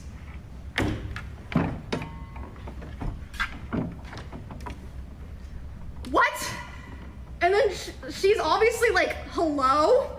Like, that needs to be indefinite. What the fuck are you talking about? Also, that's like nothing to do with anything. No one gives a fuck if he's banned on Twitch or not. Like, we're talking about the convention here. So they changed it to indefinite. Takes an hour for that to happen, by the way. These two people are the head of security for Amazon and the head of risk for Twitch. So they're just trying to cover their asses. Legally speaking. Also, later the same night, I'm not gonna drop names here because I wasn't there, so I didn't see it. But I had multiple people tell me that key Twitch representatives last night were out partying. Yeah. Okay. It gives me the same vibes as TanaCon, where like obviously like all of these 14-year-olds were getting a heat stroke outside of this fake event that she put on for clout. And then like people are getting wheeled away on gurneys, they're going to the hospital, people are passing out. And then Tana just goes to a party that night and like is drunk on Snapchat. Yeah. That's the same exact vibes. Only, I guess, a little bit worse in Tana's case since the whole event was named after her. But yeah, this obviously could have ended in a gruesome, disturbing way. I mean, everyone remembers Christina Grimmie. You brought up Christina Grimmie. That was at a meet and greet where she was shot to death by a stalker. It's beyond past the point where these risks need to be taken seriously. And if you had told me that like TwitchCon was on hiatus this year or had been for years at this point, I wouldn't have been surprised. I didn't know this still existed. Twitch is operating on a loss. Yeah. It's just owned by Amazon, obviously, so they can afford to keep it going for the cultural relevance that it still has somehow. It's almost more. So there's all sorts of different types of conventions. There's your Comic-Cons, you get the regular celebrities. Like I said, I watch a lot of wrestling podcasts. There's a lot of wrestlers that make good money doing the convention circuit, to go and sign autographs and do meet and greets. But I think maybe even more than traditional celebrities, the internet celebrities would require even more security because there's an even more parasocial relationship between your average streamer and your average celebrity, and it's something that needs to be taken into serious account. On top of the fact that, look, the mainstream celebrities, they're going to have their own security. The insurance, I'm sure, is sky high for these types of events and stuff. But if we're talking about a streamer, I see some people in the chat were saying like, I don't know who this is. But the thing is, like, that's the kind of the way things are now with internet celebrities, right? You hear about some person you've never heard of, but 10 million other people have heard of them. And that's a lot of people. Yeah. And a lot of that relationship is very much parasocial. And it's this weird form of pseudo reciprocation that forces people into this almost insanity, like this insane headspace where they think that they have a personal relationship with that person, and it's a recipe for disaster. It's just insane that Twitch actually thought a way to remedy the situation was suspending the guy 30-day ban on their platform online. How did they even do that if they hadn't got the guy yet? They did eventually, of course, and found out who he was. But they're like, don't worry, we found his account and we banned it. How about you get the police involved? I mean, obviously, it's been pointed out, if Twitch can't even moderate the content that's on their platform, how could they possibly run an in-person event with thousands of people? They failed miserably at both. And it was just recently they were investigated again for turning a blind eye to basically PDF file rings on their platform. They have been caught in red-handed in these situations over and over and over again. I believe we actually did talk about that at some point on the channel. There were active PDF file rings on Twitch, not facing any consequences, where they were flooding themselves into streams of unsupervised children and prompting them to show themselves on camera. And Twitch was like, oh, I guess we didn't catch that problem. We'll get right on that. We'll patch that. Sorry about that. Oops. Meanwhile, they're just letting straight up porn, like softcore porn, get streamed on their homepage, and they're a 13+ platform, which is disgusting. There's another clip from TwitchCon getting a lot of attention. This was a Twitch streamer accusing another Twitch streamer of objectifying her. Hello, how you doing today? Nice to meet you. What's your name? Emerome. Hi. Emerome. Emerome. Just call me Em. Em. Yes. I am. What's your name? Neon. Nice to meet you. Nice to meet you. That's horrifying. Real quick, Emerome. I'm doing a little after party. Okay. I would love for you to come. Why? Because you're very beautiful. We gotta go. I love being objectified. Come on, let's go. See, like, that's a fake problem. Emeru getting assaulted is a real problem. Yes. Like, that's why people aren't taken seriously when they say things like that. And then this was just a meme about Twitch security. This is the level that they're doing security checkpoints. They're just like, I'm gonna hover my hands over you and act like I have a metal detector. Not real footage from the event, by the way, but it might as well have been. Yep. You never know. You just don't know who is interacting with your content online. Yeah. And you know, you guys were joking last week when I was like talking about this not being parasocial culture crisis, but I mean it, because that's an important distinction to make. To just put it out there for the sake of transparency and the fact that we know that there are humans on the other end watching this show. We have to draw that distinction, you know? Do you want to give people a little bit of insight? Because it's got to be particularly difficult, you know, being a woman in the space. And I'm sure that any of the women in this space, it's a very different thing for the guys as opposed to the girls. It's lame to talk about it, though, you know? And it feels like Streisand affecting as well. But, you know, I've had people threaten to come to my house, and you've showed me like some of the weird shit, some really bad stuff. And I won't get into detail because it's just, you know, people like that, they want the attention because they're insane. They're probably, you know, undiagnosed schizophrenics or unmedicated crazies out there. And, you know, I've had several, like more than I can count, people that send me messages who believe that I'm communicating with them, like telepathically, believe that we have a relationship and that they're not being acknowledged by me. This is something that I've heard Candace Owens talk about. She had a really bad stalker case where this guy had a delusion that they were in a relationship and that she was delivering him secret messages in her podcast episodes. And it ended up in a situation where he was trying to find her in person to hurt her. Yeah. He ended up getting institutionalized, and she told the story after the fact, of course, because she couldn't talk about it while it was ongoing.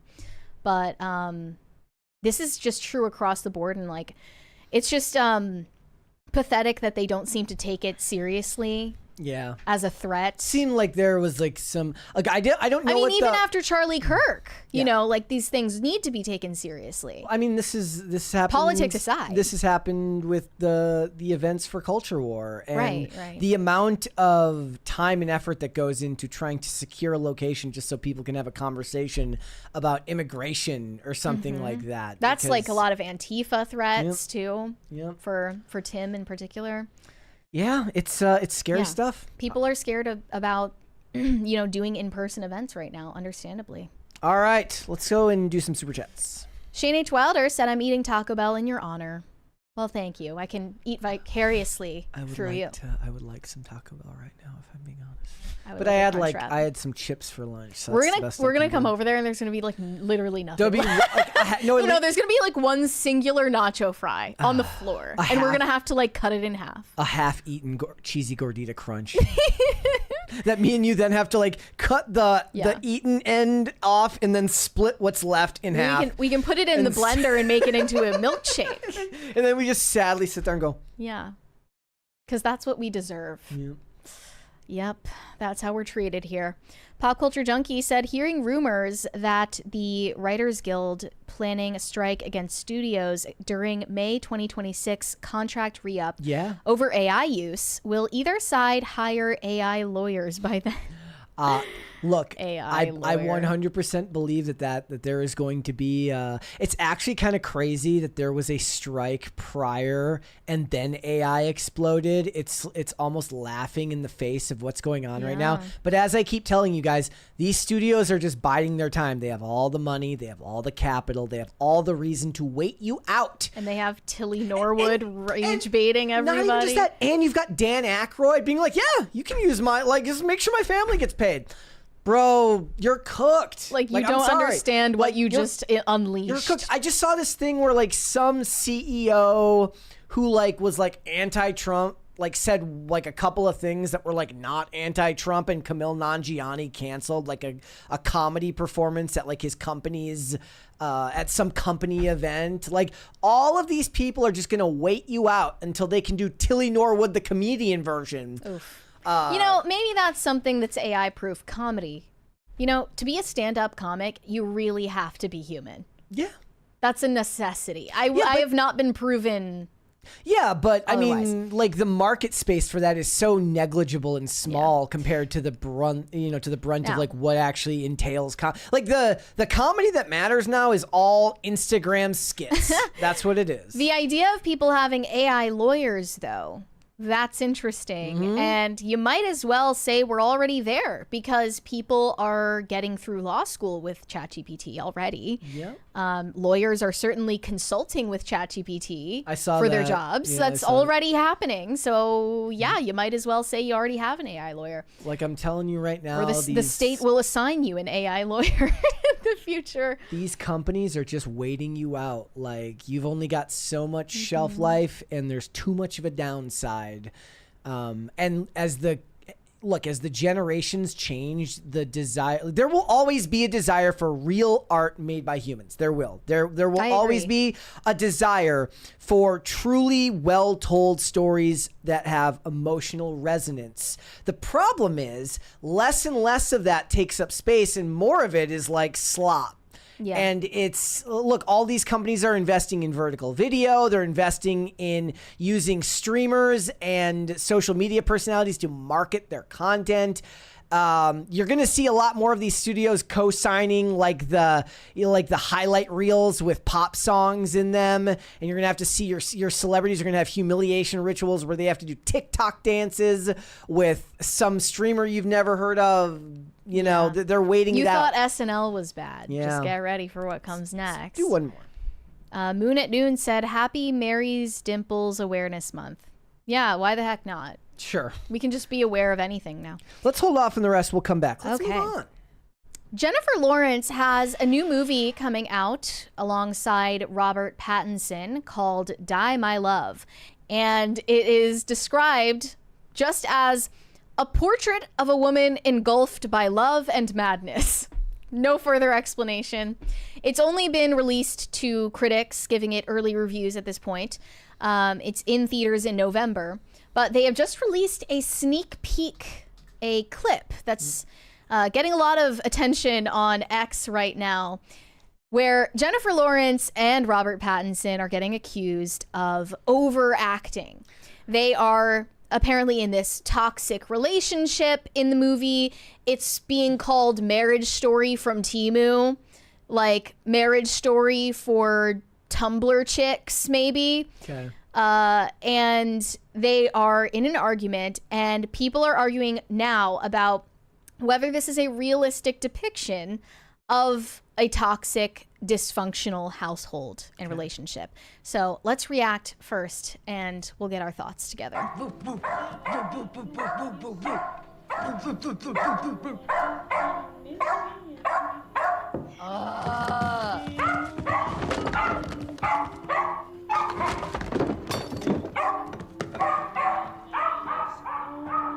Just gonna leave it? If you're a girlfriend, you clean it up. Nice. You pissed on the floor, too. You should make better choices in who you bring home. For fuck's sake, Grace. Why are you mad at me? Why didn't you just let him out, you wet? He's not my problem. Me when Mocha makes a mess at home. Honestly, like, okay, wait. If the context in the story is that he got a dog without asking her, like, honestly, she's in the right. You take your own dog. Valid. Okay. Until he gets used to where he is. Yeah, I'm not gonna train your fucking dog. You have a baby. No shit. I can't. This place is a fucking hole. And you moved us into it. I am working. And when I come home, I'm the one cleaning everything up. Ooh, domestic labor. Well, she's doing all the emotional labor. This is a hot button issue. Weak, let me shower you in medals. Shut up. You have an ashtray on the carpet. You don't think the baby's eating that shit? Shut Move us into the house where your uncle shot himself up the fucking ass. Oh my God. Up the ass. Up the fucking ass. His uncle shot himself in the ass? Maybe What's maybe going with on? a needle. Maybe with a needle. I don't know. I'm so confused. I knew it. Why are your shorts undone? I'm sorry, but I can just like these actors are just loving this shit right now. I can just tell that they're like, yeah, it's so real. They love the it's so raw. They're like, it's so emotional. They're like, gosh, just like I'm on the brink. Okay. Why do you not have your shorts on? Shut up. Fucking sanctimonious dick. You're probably pissed on the floor yourself. Blame it on the fucking dog. Who's your mangy dog? And sanctimonious means that you think you're morally superior to other people, dummy. Where's your book going, by the way? Fantastic, thank you. Your great American novel. The main character is about to batter her husband to death with a hammer. Sounds like shit. Well, you can't read, so. Maybe if I spend a little less time in my pants, a little more time writing, maybe I'd write something. Maybe. My hands are down my pants because you put your dick everywhere except there, asshole! This is crazy. This is what people think Kristen Bell's marriage looks like, Yes, actually, correct. behind the scenes. That's what they think. So here were some of the initial responses. The most viral response just said, "That's quite a lot of acting," and they're basically saying this is poor acting from both of them, and they're exaggerating things to the point where it just doesn't let you suspend disbelief. You don't believe that real marital arguments go down like this, but people were very quick to draw upon their own personal experiences and their trauma to argue for this scene. Anyone calling this overacting has never lived in a dysfunctional household. A lot of people who don't have divorced parents calling this one overacting. The people saying this is overacting are blowing my mind because my parents used to fight like this. It seems jarring and dramatic from an outside perspective, but that's how it be sometimes. Also, why are we suddenly pretending like Jennifer Lawrence isn't a good actor? And lastly, a lot of people whose parents don't have personality disorders saying this is overacting. But TBH, they hit a relatively tame fight in my household, bar for bar. Look, I think they're, yeah, I don't, it is overacting, but it's somehow at the same time, it's not unrealistic. The wild hand motions and the way that your body starts to kind of feel the anger. Oh, and the yell whispering. Yes. Like, what the fuck is wrong with you? Like, yeah, I don't think, I think what it is that, I think the thing is that the situation itself is absurd, but the human condition is absurd sometimes. Yeah. It was interesting that the argument touched upon something that, you know, people debate and do discourse about online constantly, which was like, you know, he's working. Is she taking care of the household? Is she like in the traditional role? Or do they split the duties in the household 50-50? Yeah. And I mean, people argue like this online all the time. They're just not face-to-face doing it. Yeah, I don't think. What do you bring to the table? That's what he should have said. You should have asked her what she brings to the table. cleaning up the house. What the hell do you bring to the table? Exactly. He's like, I'm working. I'm providing for this family. What do you bring to the table? A book? Yeah. You're writing a book?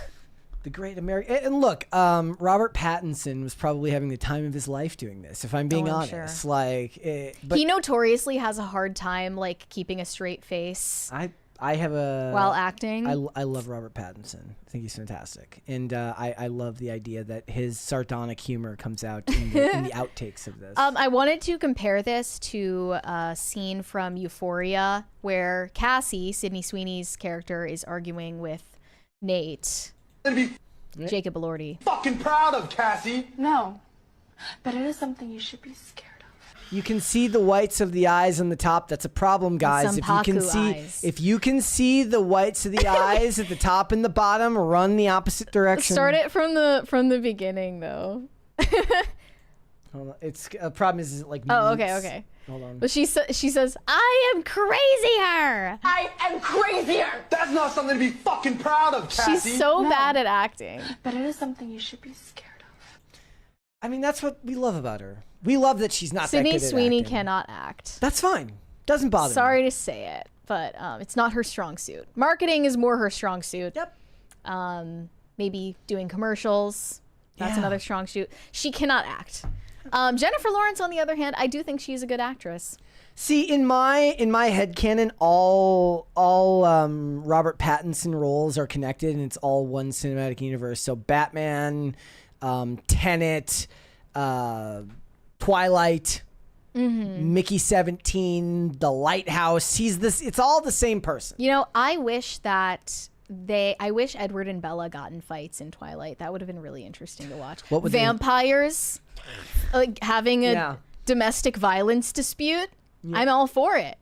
The thing is, we're watching a scene that they should not have released in promotion of the film, because this is a scene that has to feel earned. Yes. After it's had like an hour and a half of build up. This is a problem in film Twitter to begin with. Is like somebody will show you something and be like, look how stupid this looks like. And then you realize that because you haven't watched the rest of the movie, you're not emotionally invested in the way you would have been if you followed it up, and saw it in context. Like no context movie scenes is oftentimes a problem. Exactly. And since the comparisons are being drawn to Marriage Story with Adam Driver and Scarlett Johansson, they're saying, oh, you loved this when they did it in Marriage Story. No, I didn't. I thought that was corny as hell. Like, I didn't like that either. A good example of a time where it comes off hilarious, if you've never seen the movie, if you've ever seen the scene from Heat where Al Pacino goes, because she's got a great ass. And in the movie, he's playing like basically they wrote it without telling you that he's like got a coke problem, so he's volatile, he's on edge, and his eyes get super wide, and he says it, and it sounds ridiculous if you just see the clip on its own, but in the context of the movie, it makes perfect sense. Yeah. Again, it has to have the proper context, and we're not sure what that is yet, obviously. I do worry about the dog. I hope that there were no dogs hurt in the making I'm of this sure the film. dog was fine. And most of that barking, I'm sure, was ADR after the fact that they added in there after. Yeah. Yep. That's look. Anything advertised by Mubi isn't gonna get it's a big no from me, dog. But it's on Mubi, which is now the preeminent alt indie film streaming platform. Oh God. I think that's where they put Anora. Wait, do you have to have like a Letterboxd account just to be on there? Yeah, you have to log in via Letterboxd. No, thank you. That's how you verify that you are in fact media literate. Yeah. Trademark. But they are on the press run for this movie right now, and Jennifer Lawrence was doing an appearance on the Graham Norton show on Friday. And she detailed a funny interaction that she had with Robert Pattinson, which they're supposed to do, give them little tidbits and love that cute stuff. stories. She said, I had my girlfriends over. We were in our pajamas. We were watching Little Women in December.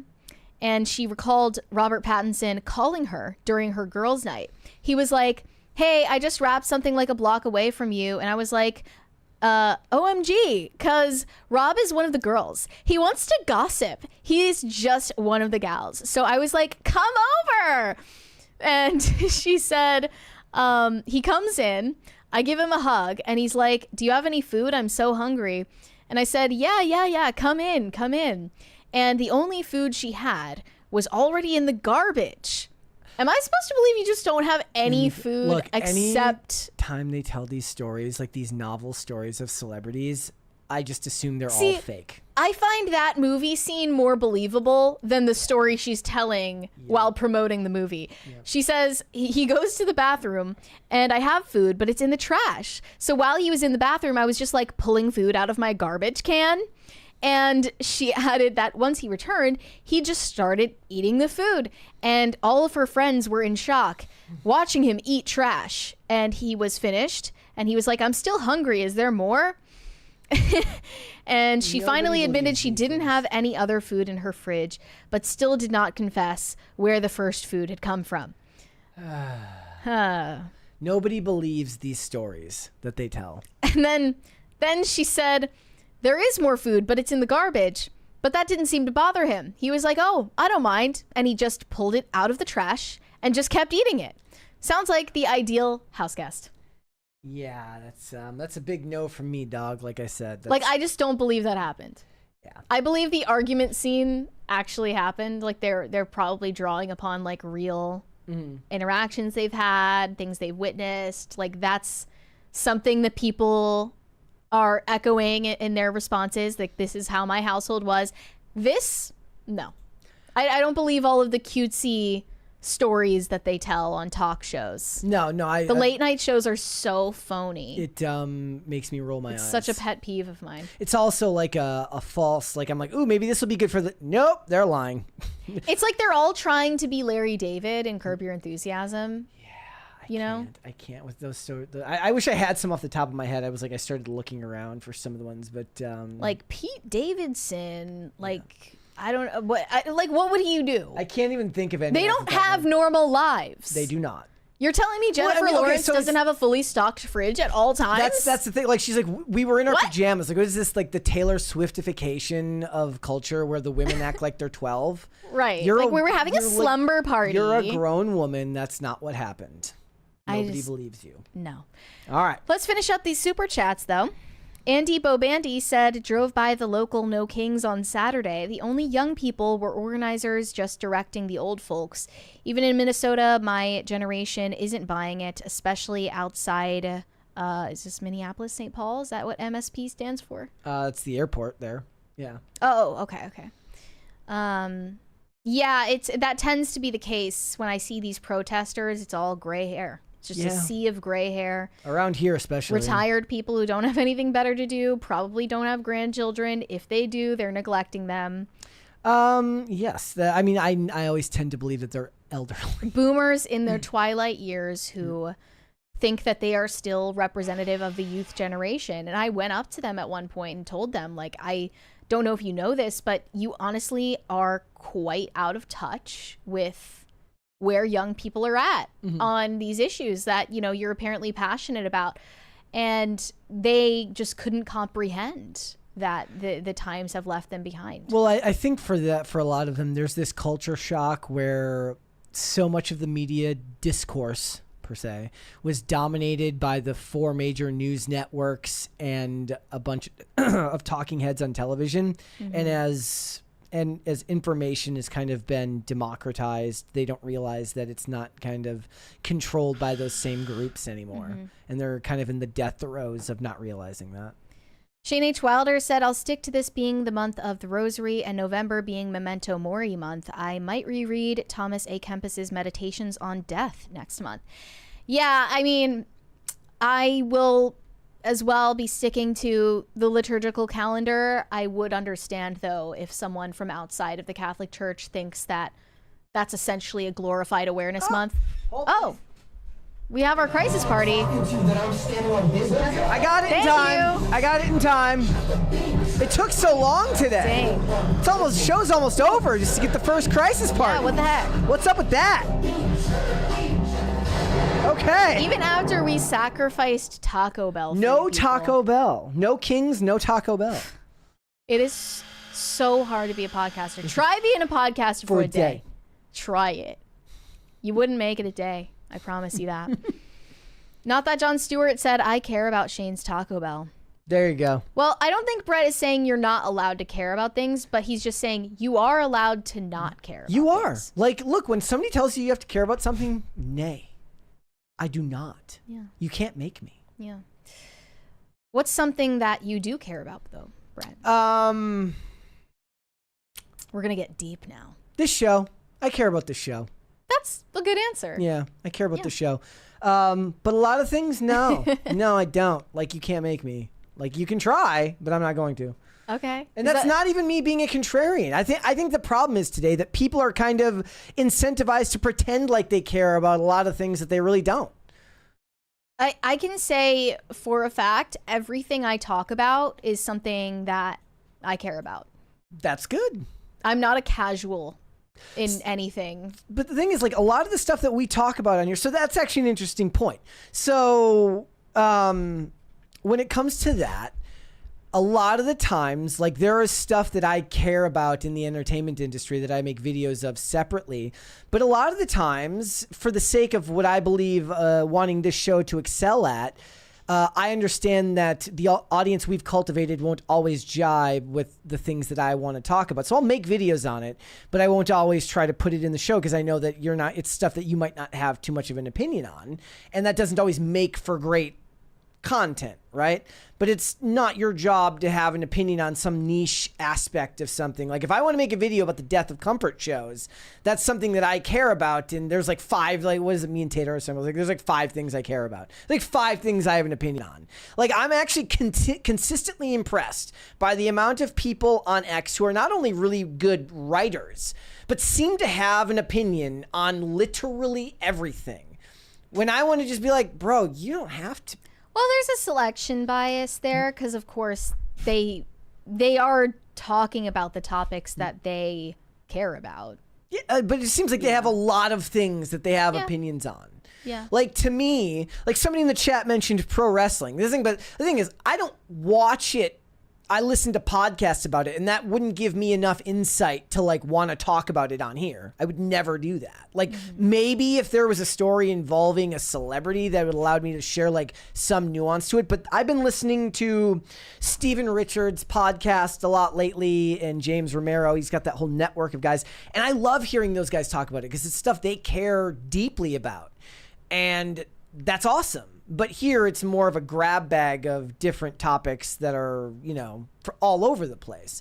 But there's just not a lot of things. There's not a lot of things that I like super care about. There just isn't.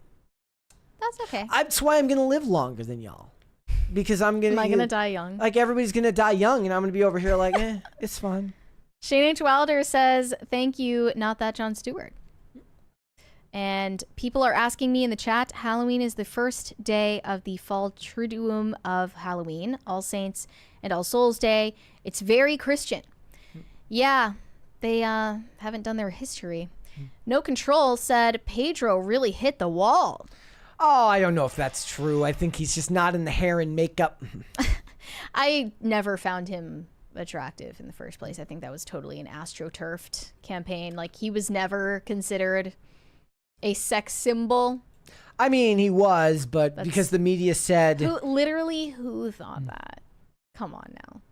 I don't buy it. On Rumble, this isn't a chat, but this isn't a Rumble rant, but DJ Dub says, PCC exclusive. Hey, Brett and Mary, did you guys know that there is a new gender-swapped Matlock show? I actually think that show's like a year old now, and from everything I've heard, it's actually quite good. Oh. I mean, but again, you have to remember that I didn't grow up with the original Matlock, so I'm not going to be particularly offended by the gender-swapped Matlock, right? Like, it's not going to bother me. I mean, I guess that it can turn out well sometimes. I look in like that was the so network TV was like ground zero for that type of stuff. There was that. There was the Equalizer with Queen Latifah, which did like 6 seasons, and that's the thing. Like those shows end up getting lots of seasons and doing a lot of work. So Greg Duvier said Mary is dressing as Labubu for Halloween.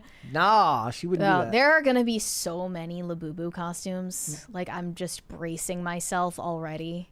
It's going to be the costume of the year. Oh, so no, Valiant Renegade posted a list of like the top 15 like costumes for the year. Not a single Disney thing on there. Was there Labubu on there? I'm guessing. Probably. I mean, if he it was like big, if he Wicked didn't include Labubu in there, Wicked was that were would the be a big miss. ones, like Glinda and. I don't know if I'm going to Elphaba. dress up as anything this Halloween because what am I gonna do? Trick or treat? Like. I did like the meme that says like I have no age limit on trick or treating. If you come to my house at 30 years old with a beer in one hand, you're getting a Kit Kat. I mean, I'm pretty short, so if I wore something that covered up my face, I might get away with it. But I don't want to steal candy from the kids, you know. Well, really, I wouldn't be stealing candy from the kids. I would be stealing candy from the people who are saving the leftovers at the end of the night, you know. Shane H. Wilder said, I checked out the No Kings protest and I can't figure out what they were actually protesting. You had people protesting Trump/ICE, and then you had vegan furries protesting meat consumption. I mean, that's it's just a free-for-all. It's a free-for-all of leftist ideology. It all kind of falls into the same category of white Western patriarchal ideas that they want to call the end to. Oddly enough, as they kind of invoke the founding fathers. Didn't you say, like, let's bring back, you know, hipster activism? Like, you know, when I think it was Pam Anderson had this, like, sponsorship campaign with PETA against fur. Yeah, I mean, like there was a sense friends, of less, not fur. Like activism at that time didn't have such dire consequences. It didn't feel like they did. Now we got Tim Pool protesting microplastics. So again, I don't care about microplastics. Like you can't make me care about microplastics. I don't care. In an odd sense, the crunchies are shortening their lifespans by being neurotic all the time. Like that stress can really do a number on you. Yeah, in your health. Look at that guy who wants to live forever and he looks exactly his age. He looks not only his age, but like more terrifying than a normal 45-year-old. What's his name? Something Johnson? Brian Johnson. He's got the most normal person name. Like also, if you listen to him in interviews, he just talks like Spock. It's so weird. Okay. Like it's a whole persona for him. He looks like if you touched him, he would be like clammy. Yeah. Like he would be slightly moist, like an amphibian. Yeah, he's a total weirdo. And he's vegan, by the way. Not shocking. That's not healthy. But that's the other, like, okay, so the person who's going to live longest of the vegan community is the one that does so for health reasons, not for, you know, cruelty reasons, right? The person who does it for their own reasons rather than as a protest against something you might be doing. Sure. Right? I mean, when I was vegan, I wasn't vegan for health reasons. I think I still stand by what I believed at the time, which is that industrialized agriculture is like really cruel to animals. And like that is a horrible thing that we're alienated from the process that brings us our sustenance. And the ideal situation, of course, would be that we are involved in the process of like the making of our food. That's just not the society we live in, and we're not going to return to that state anytime soon. At least I hope. I guess the only way that would happen is like nuclear winter. Corey Anderson said, "R.I.P. Sam Rivers, great bassist. Limp Bizkit will never be the same." I saw that. Yeah, he did die. R.I.P. Greg Duvier said Dolph Lundgren has more science degrees than Bill Nye. That is true, though I forget what his certifications were, but he is very educated. Bill Nye is just an entertainer. Dare I bring up again the Bill Nye segment where they're rapping about, what was it? It's like getting STDs. Yeah. I don't even know what the point of it was. They were talking about pronouns and hooking up with people from Grindr.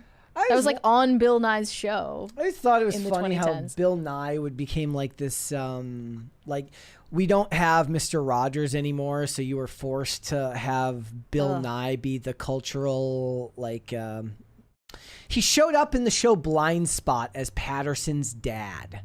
And I was like, but why? And as himself, as Bill Nye. So I'm like, but why? Was he a part of your childhood? Yes. I mean, in a real way? I mean, like, in a way that I knew who he was. I wasn't enamored with, like, again, I didn't care.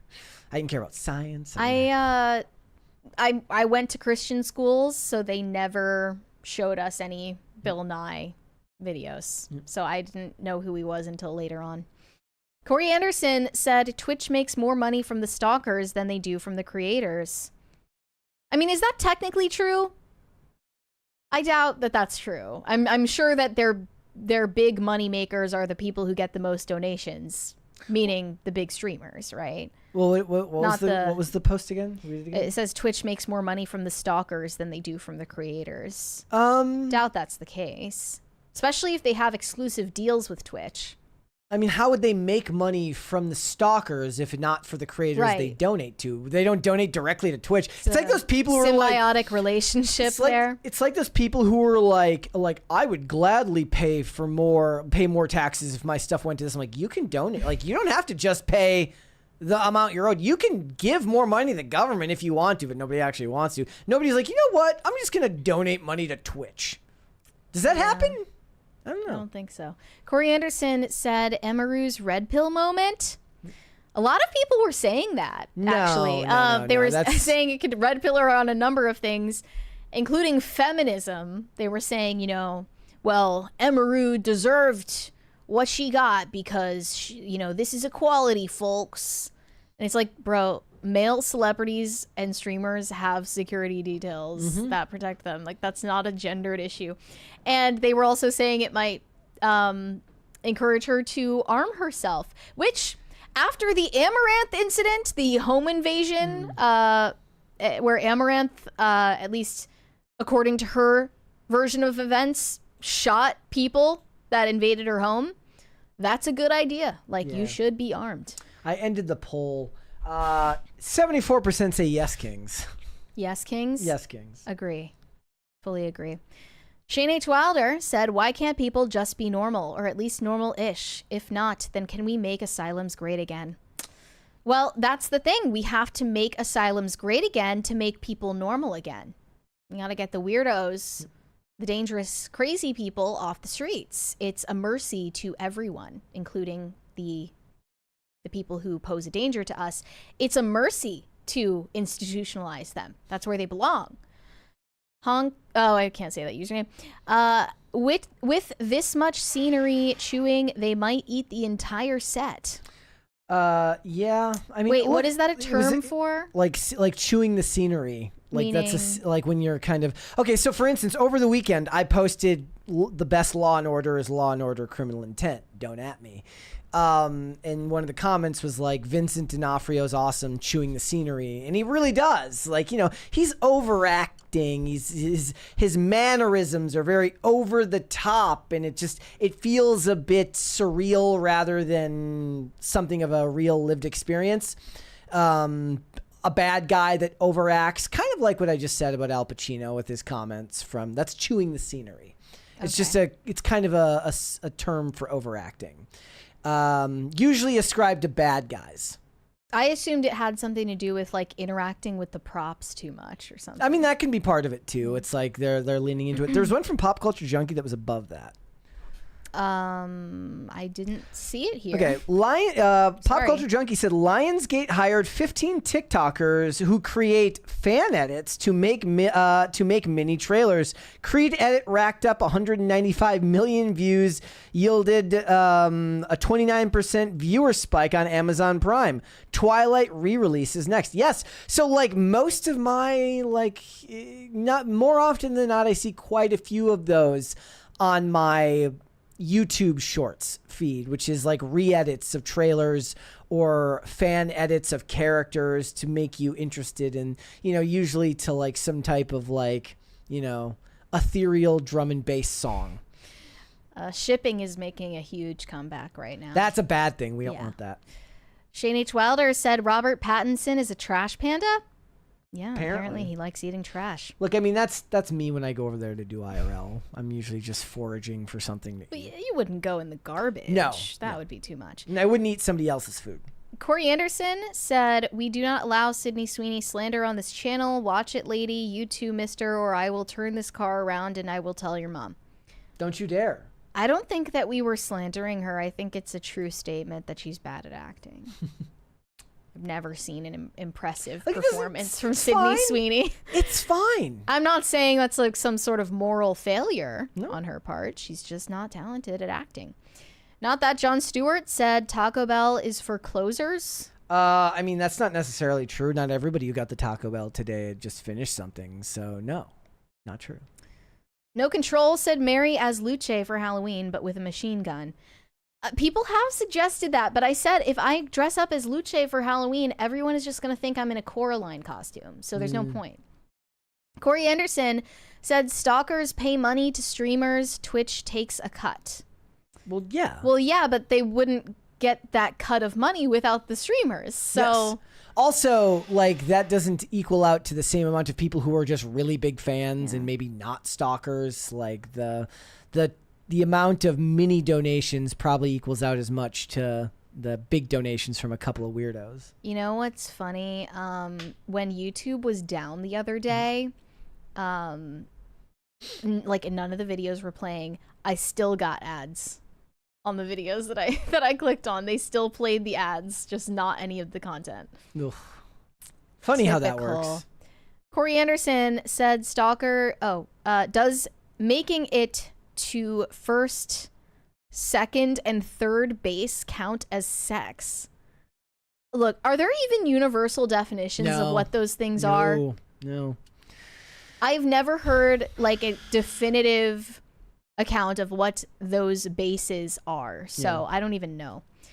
Value in You said, Mary, do Halloween as your coffee bag and do the black-eyed kids thing. Credit for this idea to at Straw Hat Luffy, get your bag, win-win. I don't know what any of that I have means. no idea what that means. Yeah. James Polly said gender swapping Matlock means you made Murder, She Wrote. Not exactly groundbreaking. Look, okay, maybe this is what I'll make my next video on. Not everything has to be fucking groundbreaking.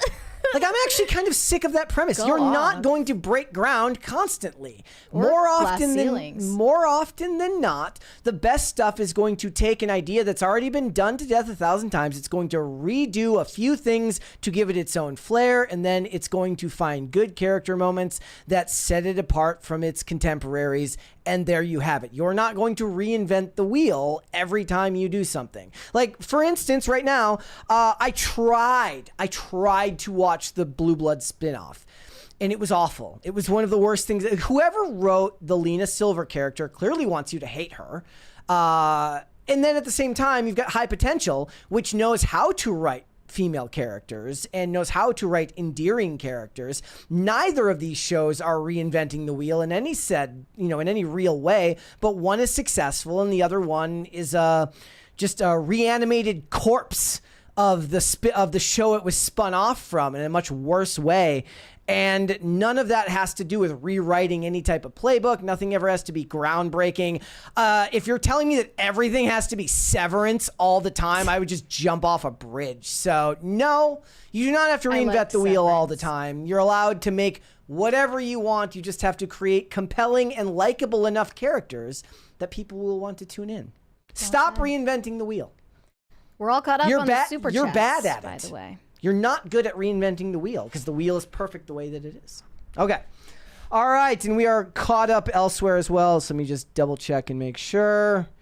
Yes, indeed, we are. All right. Before we go, guys, would you hit the like button on this video, please? And subscribe to the channel if you are new here and you have not subscribed here yet already. Please and thank you. Again, we hit 375,000 subscribers on this channel. Thank you guys so much for that. Thank you to everybody watching over on Rumble as well. We are growing over there. There's one more super chat there. High Voltage 75 said, Brett, have you been watching any baseball? Did you see what Ohtani did on Friday? Yeah, I tweeted. So Shohei Ohtani, maybe look, and again, I'm not a huge baseball fan, but I follow it on the periphery. I don't watch the games, but I do know that from everything, the way he's pushed, he's the most dominant figure in baseball. He pitched 6 innings, 10 strikeouts, hit 3 home runs in one game. And I said on X, when you're Shohei Ohtani, you always bet on yourself. If you know, you know. All right. Okay. Where can they find you? You guys can send me validation on Instagram at Mary Archived, or you can send me hate on X. That is also Mary Archived. And help me get TikTok famous. That is also Mary Archived. And of course, if you have not done so already, go visit castbrew.com. Mary's Ghost Blend is available. You need it for those cozy autumn nights. I tried it out. Honestly, I'm going to say this for the sake of transparency. I didn't get very strong sweetness from the flavor. So if you were worried about it tasting like a candy bar, don't worry about it. But it does have that smoky aroma of the campfire. It's very nice for this season. Perfect. There's one more there from Shane H. Wilder. Working on my own version of the Spirit Halloween store, but for Cringe. I'll be out tomorrow. Okay. All right, man. I haven't seen any Spirit Halloweens this year. Weirdly. If not either. They kind of fell off. And also we have another from Corey Anderson, which I'm not going to read. Okay. Because why would I read that out loud? All right. If you guys want to follow me, I am on Instagram and on X at Brett Dasovic on both of those platforms. This show is here 5 days a week, guys, Monday through Friday, 3 p.m. Eastern Standard Time, which is noon Pacific. We are on Amazon Music, Apple Podcasts, Pandora, and Spotify. If you would like to listen rather than just watch the show, you can rate and review on Apple Podcasts and on Spotify, which is another great way to help the channel out. If you want to follow us on social media, we are on Twix at PopCulture_show, Facebook at Pop Culture Crisis, Instagram at Pop Culture Crisis Pod. I think there's two more from Not That John Stewart. I tried to spell out the bases, but some part of it, YouTube won't let me send it. Wow, I'm pro censorship now. That's awesome. And Shane H. Wilder said it will be out tomorrow. All right. With that being said, ladies and gentlemen, we will be back with another episode of this show tomorrow. We'll see you then. Bye. Bye, everybody.